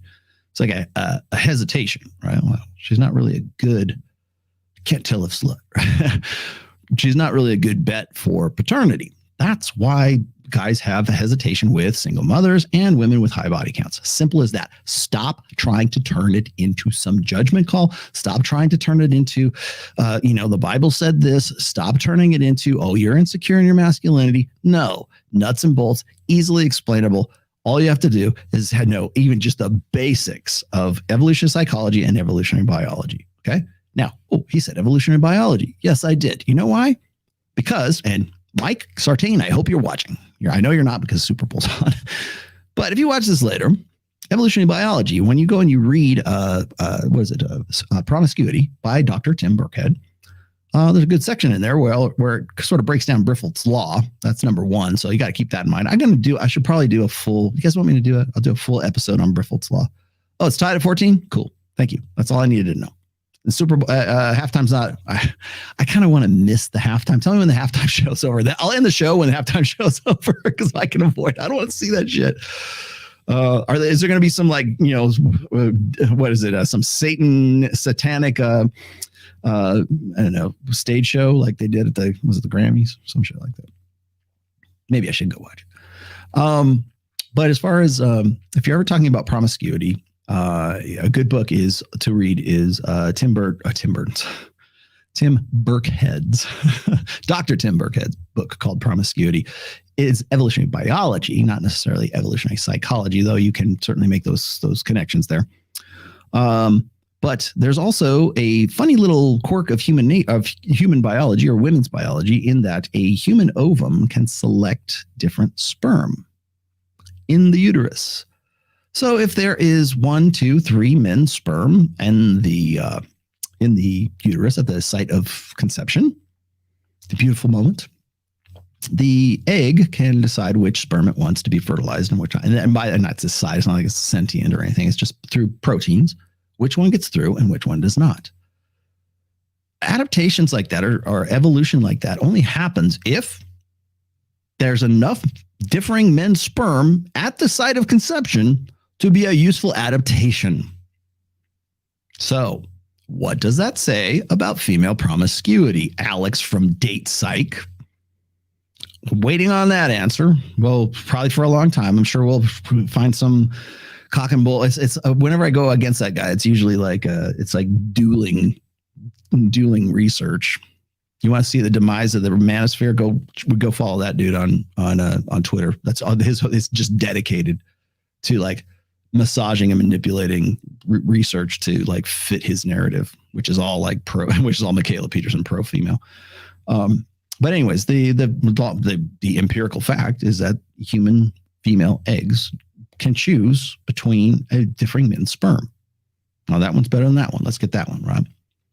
Now it's through proteins. It's for like it doesn't even select really. It slows down one and then it speeds up, like allowing the other ones to pass. That's essentially what it comes down to. That would not be an adaptation if there wasn't more than one man's sperm at the site of conception enough times that it became a useful adaptation. End of story. Okay. So that's evolutionary biology. That's not even psychology. So you don't get to go and call out Evo Psych. That just is what it is. That's how it happens. So why does it happen? Because probably there's more. Now, I'm not saying that's because women selected 2 guys and they wanted to have like a threesome or foursome or get, the devil's triangle, whatever. No, I mean, most likely it's because of forced sexual copulation over the years. That's probably why. But the fact of the matter is, the fact remains is that's, a woman who already has a child is now a net liability. That is, to a guy who doesn't have children, a single mother is a liability because she comes with baggage, if you want to call it baggage, but she comes as a resource drag with one resource drag. And that is, if you're going to make this woman your long-term partner, then you had better be able to support the kid that she already breds with somebody else. So yeah, there's going to be a hesitancy there. That's a survival instinct. That's not being a fucked up, messed up, man, emotionless, or you be a good moral person. You want to know why moral traditions exist around that? Is because they understand, those moralists understand that we got to get past this hesitancy. Oh, let's just say God said you should man up and marry those sluts. Oh, okay. Well, if he says so, I guess I better do it. Responsibility without authority is like taxation with representation. You are correct, my sir, which is, of course, tyranny, right? Well, you know what the opposite is, right? The opposite. So we say, what is it? Responsibility without authority is slavery. So what's the opposite? So authority without responsibility is tyranny. Think about that. Okay? Who's got the most authority? Who's got the most responsibility? And by the way, yes, I did see that Fox News thing where they brought Michaela Peterson, of all people, on to tell us why so many men were exiting the workforce and they're no longer around. They just don't want to man up, right? They don't want to man up and do the right thing. Well, not to be outdone by by Michaela Peterson. In comes our best friend, Tomi Lahren. MILF and DILF. Well, these are NILFs, the men not in the labor force. Roughly 7.2 million men in their prime working ages between 25 and 54 are simply not working. More than 770,000 manufacturing jobs are open right now, and these are high-paying jobs with many positions offering more than $30 an hour on average. So I don't want to hear these liberals say it's a pay thing. It's not. It's a freaking work ethic thing. And how did we get here? For 2+ years, federal and state governments pass out COVID checks and extended unemployment benefits, but it's also a culture problem. Pussified young men don't want to do the dirty and dangerous jobs anymore. They want to make TikTok videos and be influencers, or buy and sell bitcoins from the basement with a video game controller on their lap. As a society, we've taught young people that work-life balance, heavy on the balance and light on the work, is the new vibe. How do we teach and convince younger generations that there are jobs worth doing that don't involve selfies and virtual reality? Make America work again. You've heard of... Oh, Jesus, Lord in heaven. So you got it right from the horse's mouth. Literally. Get out there. Men, man up. Before you man down, but then man up when we need you to man up. Get back out there. Get back out of the factory, sir. Stop taking selfies on TikTok. How you pussified men. Let's see. I wish you wouldn't cuss and blaspheme so much. How am I blaspheming? I don't think I'm blaspheming. I do cuss. I pepper. Sometimes I get a little carried away. I do. I feel you. As a matter of fact, ambassador, when you look around, when you look, sound good. We all do. I say this with respect. Okay, I get that. Thank you for, and by the way, you're not the first to have said that. I kept my tongue very well on Dr. Phil. Okay. I used to have to, you know why? Because I don't work with, well, God rest his soul, I don't work with Pat Campbell anymore. Every Friday, I had to have my radio voice on, which means I couldn't say alpha fucks and beta bucks. I had to say alpha seed and beta neat. That's where that came from, by the way. So when you hear other people take my trademarked speech, that's where it came from. Is because I was on terrestrial radio and I couldn't say the other one. Is she gendering jobs? Apparently so. All right. Oh, my Lord in heaven. Let's see. Oh, my heavenly days. What else is there? Is there something else? I think I got to everybody. Oh, I did. Okay. Yeah, I hear you, man. I used to, like, when I wrote Religion, my fourth book, there's one swear word in that whole book. One swearing word. Everything I made damn sure that I did it because I felt like it needed that emphasis. So the word bullshit was one instance of bullshit in Religion in the fourth book. I did that because I wanted to spare the sensitive, delicate ears or eyes, I guess, of people who are reading it for the first time. I didn't do that in Player's Handbook because I knew who would be reading it. So I look at swear words as this, and maybe you're right, they should be like peppers, like habaneros, like Carolina Reaper peppers. And there's certain swear words that are Carolina Reaper peppers, and there's certain swear words that are habanero, and there's some that are just like, Kate, I don't know, Serrano pepper. What would be the Serrano pepper? Like, I think of like swearing as sort of like, different like shit or different levels of like cove. Was it the Scoville, metric there? The jalapeno of swear words would probably be like shit, right? The jalapeno. The habanero would be the F word because I'm not supposed to swear. And you get the idea. So I look at people hate it when I say it. I look at swear words as like peppers, right? So you got to, if you don't have any peppers in your food or in your soup or whatever, it probably still tastes good and bring nutrition for the body, right? But you want a little bit of spice here and there. So you got to put habanero in, maybe a Thai chili, ghost pepper. What will be the ghost pepper of swearing words? It's a surprise why a lot of young men are leaving a Christian church. It is a surprise why a lot of are leaving the church. Man up and marry those prodigal daughters. Yeah, well, the one thing that you will never hear from Tomi Lahren, and I probably should do, because you did maybe I'll do a full dedicated video for this. I think it won't be a live stream. It'll just be a straight up video, because Tomi Lahren has been a wealth of joy for me over the years. Imagine, I know she's married now, but imagine waking up to that voice. Oh, God. Imagine that's your life. Like, Jesus, come on, man. It's like the chick in the Walmart's, like, cash out line complaining about how bananas are like a nickel extra. Thank you. Saying God damn it is considered blaspheming. Is it? I don't think so. I think saying God damn it is like a prayer. It is.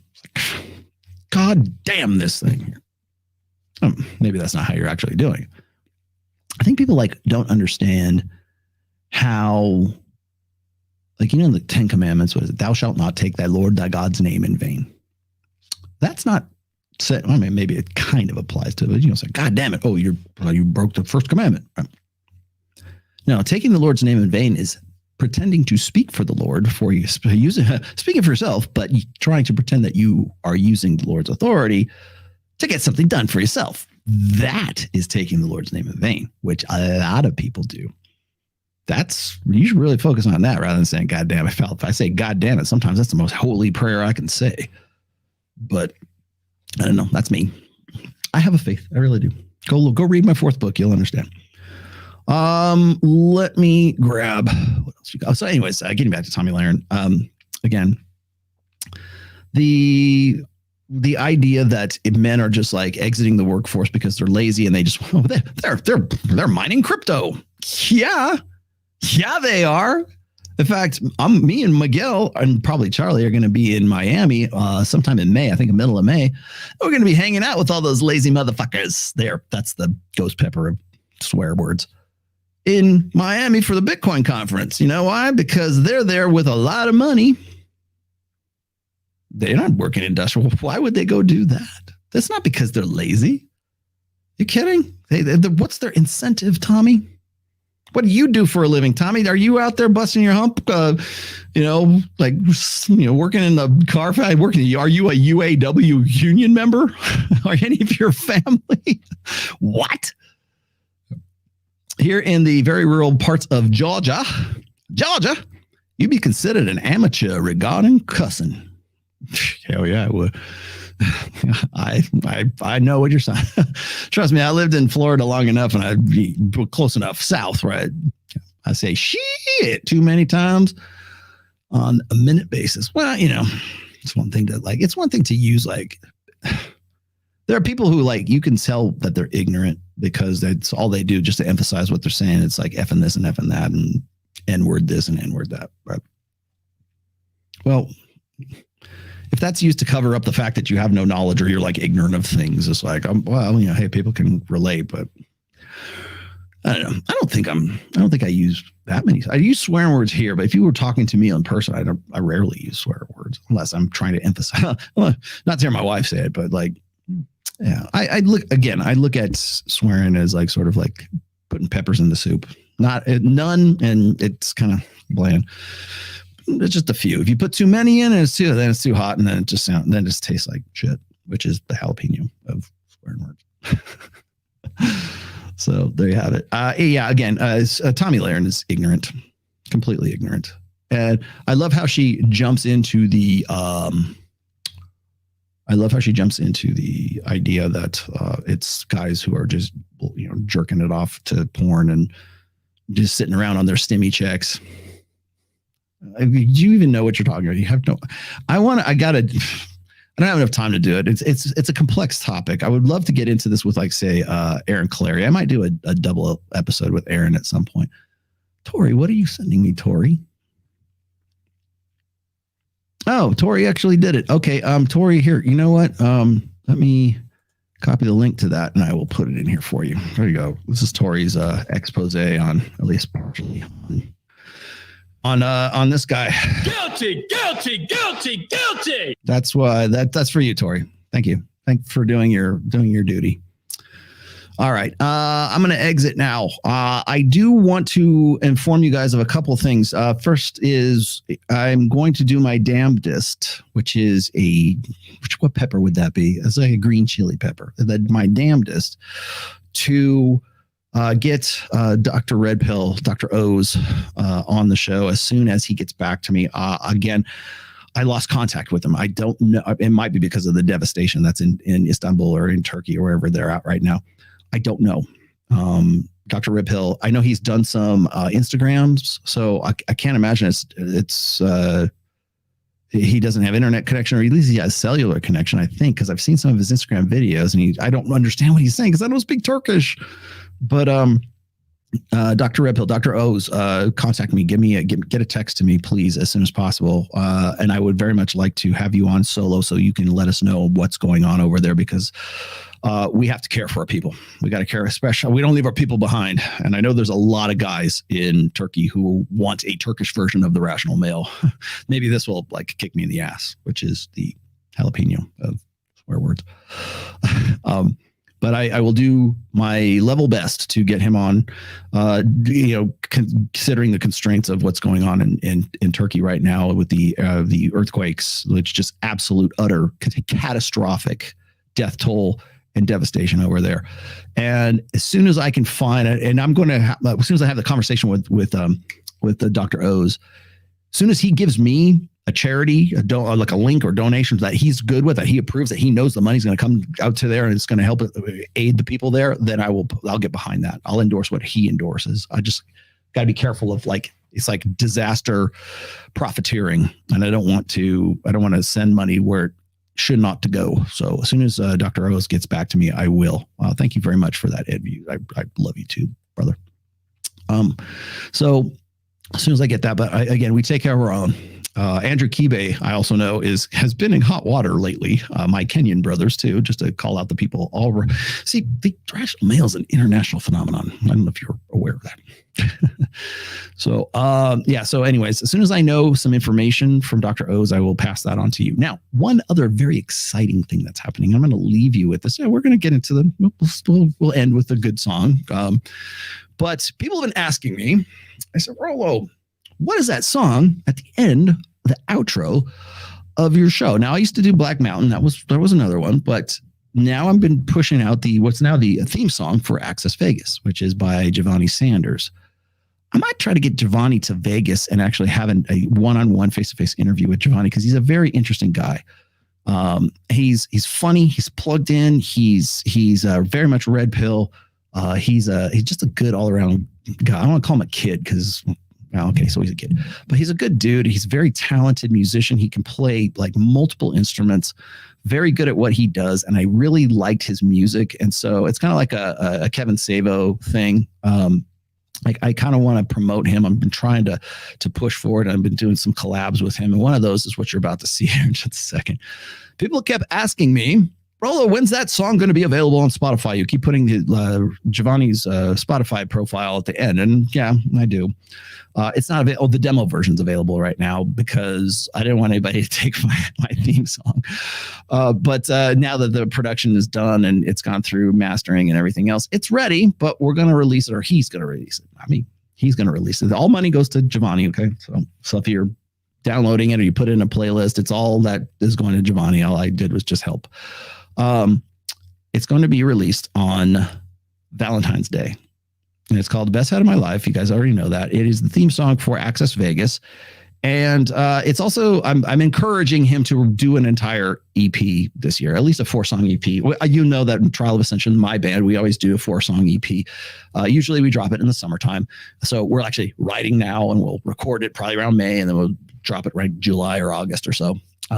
And so I'm trying to, I haven't seen much from Jevani in a while, and I've really been encouraging him. I really like the song. I said, hey man, we need to develop this into something else. Let's do something about it. I've been using it originally I was using it in our reels, in our Instagram reels to promote shows, to promote Access Vegas. And all the girls loved it. All the girls love you, Jevani. So we're going to drop the song on Valentine's Day. And to sort of celebrate that, as we're kind of going out here, where did I put this? Hold on one second. I've got it in my board.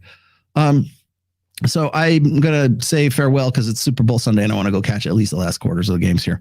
But anyways, prayers to Turkey, very much so. Thank you for that. But before I leave you, I'm going to leave you with this real spicy video that Jevani came up with, which is the promo for the release of Best Head of My Life, which will be out on Valentine's Day on Spotify for everyone to put into you. Remember, Spotify gives musicians like a fraction of a penny on the dollar for every download and playlist play. So if you really like it, the best thing you can do is download it or put it into a playlist and just play it to your heart's content. Okay. It helps him out and I want him to get helped out. So I'm actually trying to bring him to Vegas. So that's my ulterior motive in all this. So check this out and I will see you guys probably, what am I going to see you next? Probably Wednesday will be the next time. I'm going to do a midweek. And hopefully I didn't get myself into too much trouble today, but do check this out. And where did I put that? Okay, here we go. I believe this is it. Yes. Okay. All right, guys. Thanks very much. And I'm going to leave you with this wonderful video.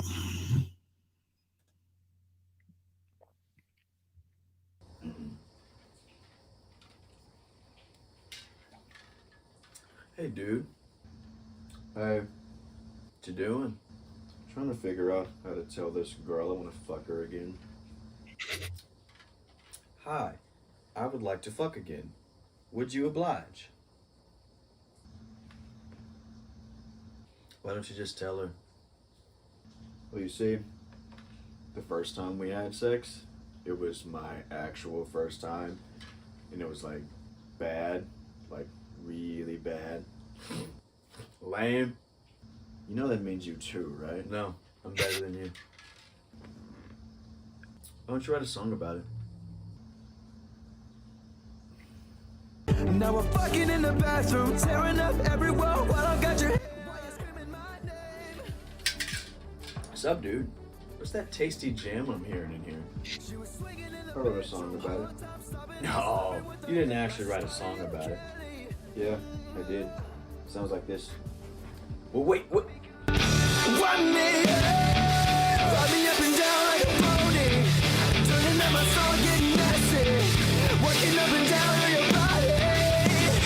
Run me up and down like a pony, turning up my soul on your body. Baby, we'll get down to it all night. Nigga! I know. It's tight. That's tight, dude! Wait. You're not gonna actually drop it, are you?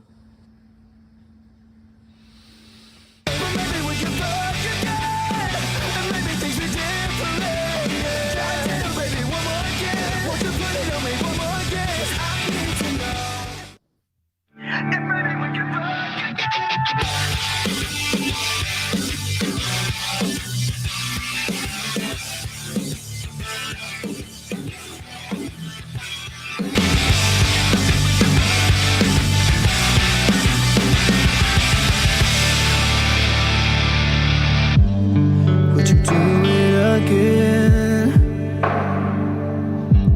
I need to feel you on top of me.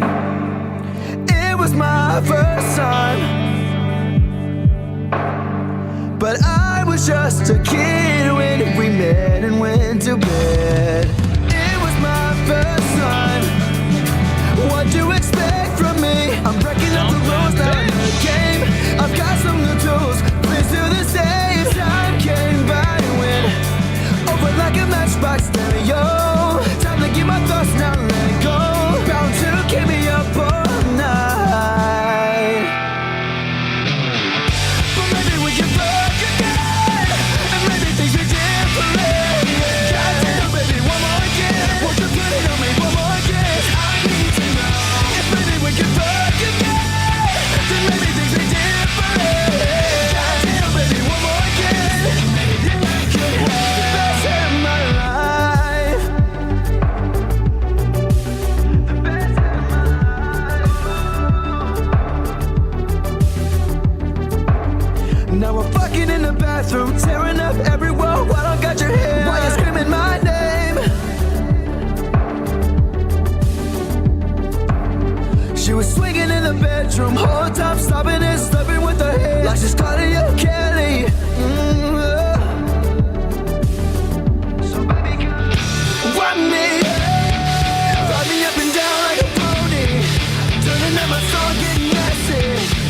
Rocking up and down on your body. Run me up, ride me up and down like a pony. Turning up my song on your body. Baby, we get down to it all night. But maybe we can fuck again. And maybe things are different. Goddamn, baby, one more again. Won't you put it on me one more again? 'Cause I need to know. And maybe we can fuck again. Then maybe things are different. Goddamn, baby, one more again. Free City Podcast has been a production of the Rational Mail. Registered trademark 2023. Do not steal my stuff. Didn't swear.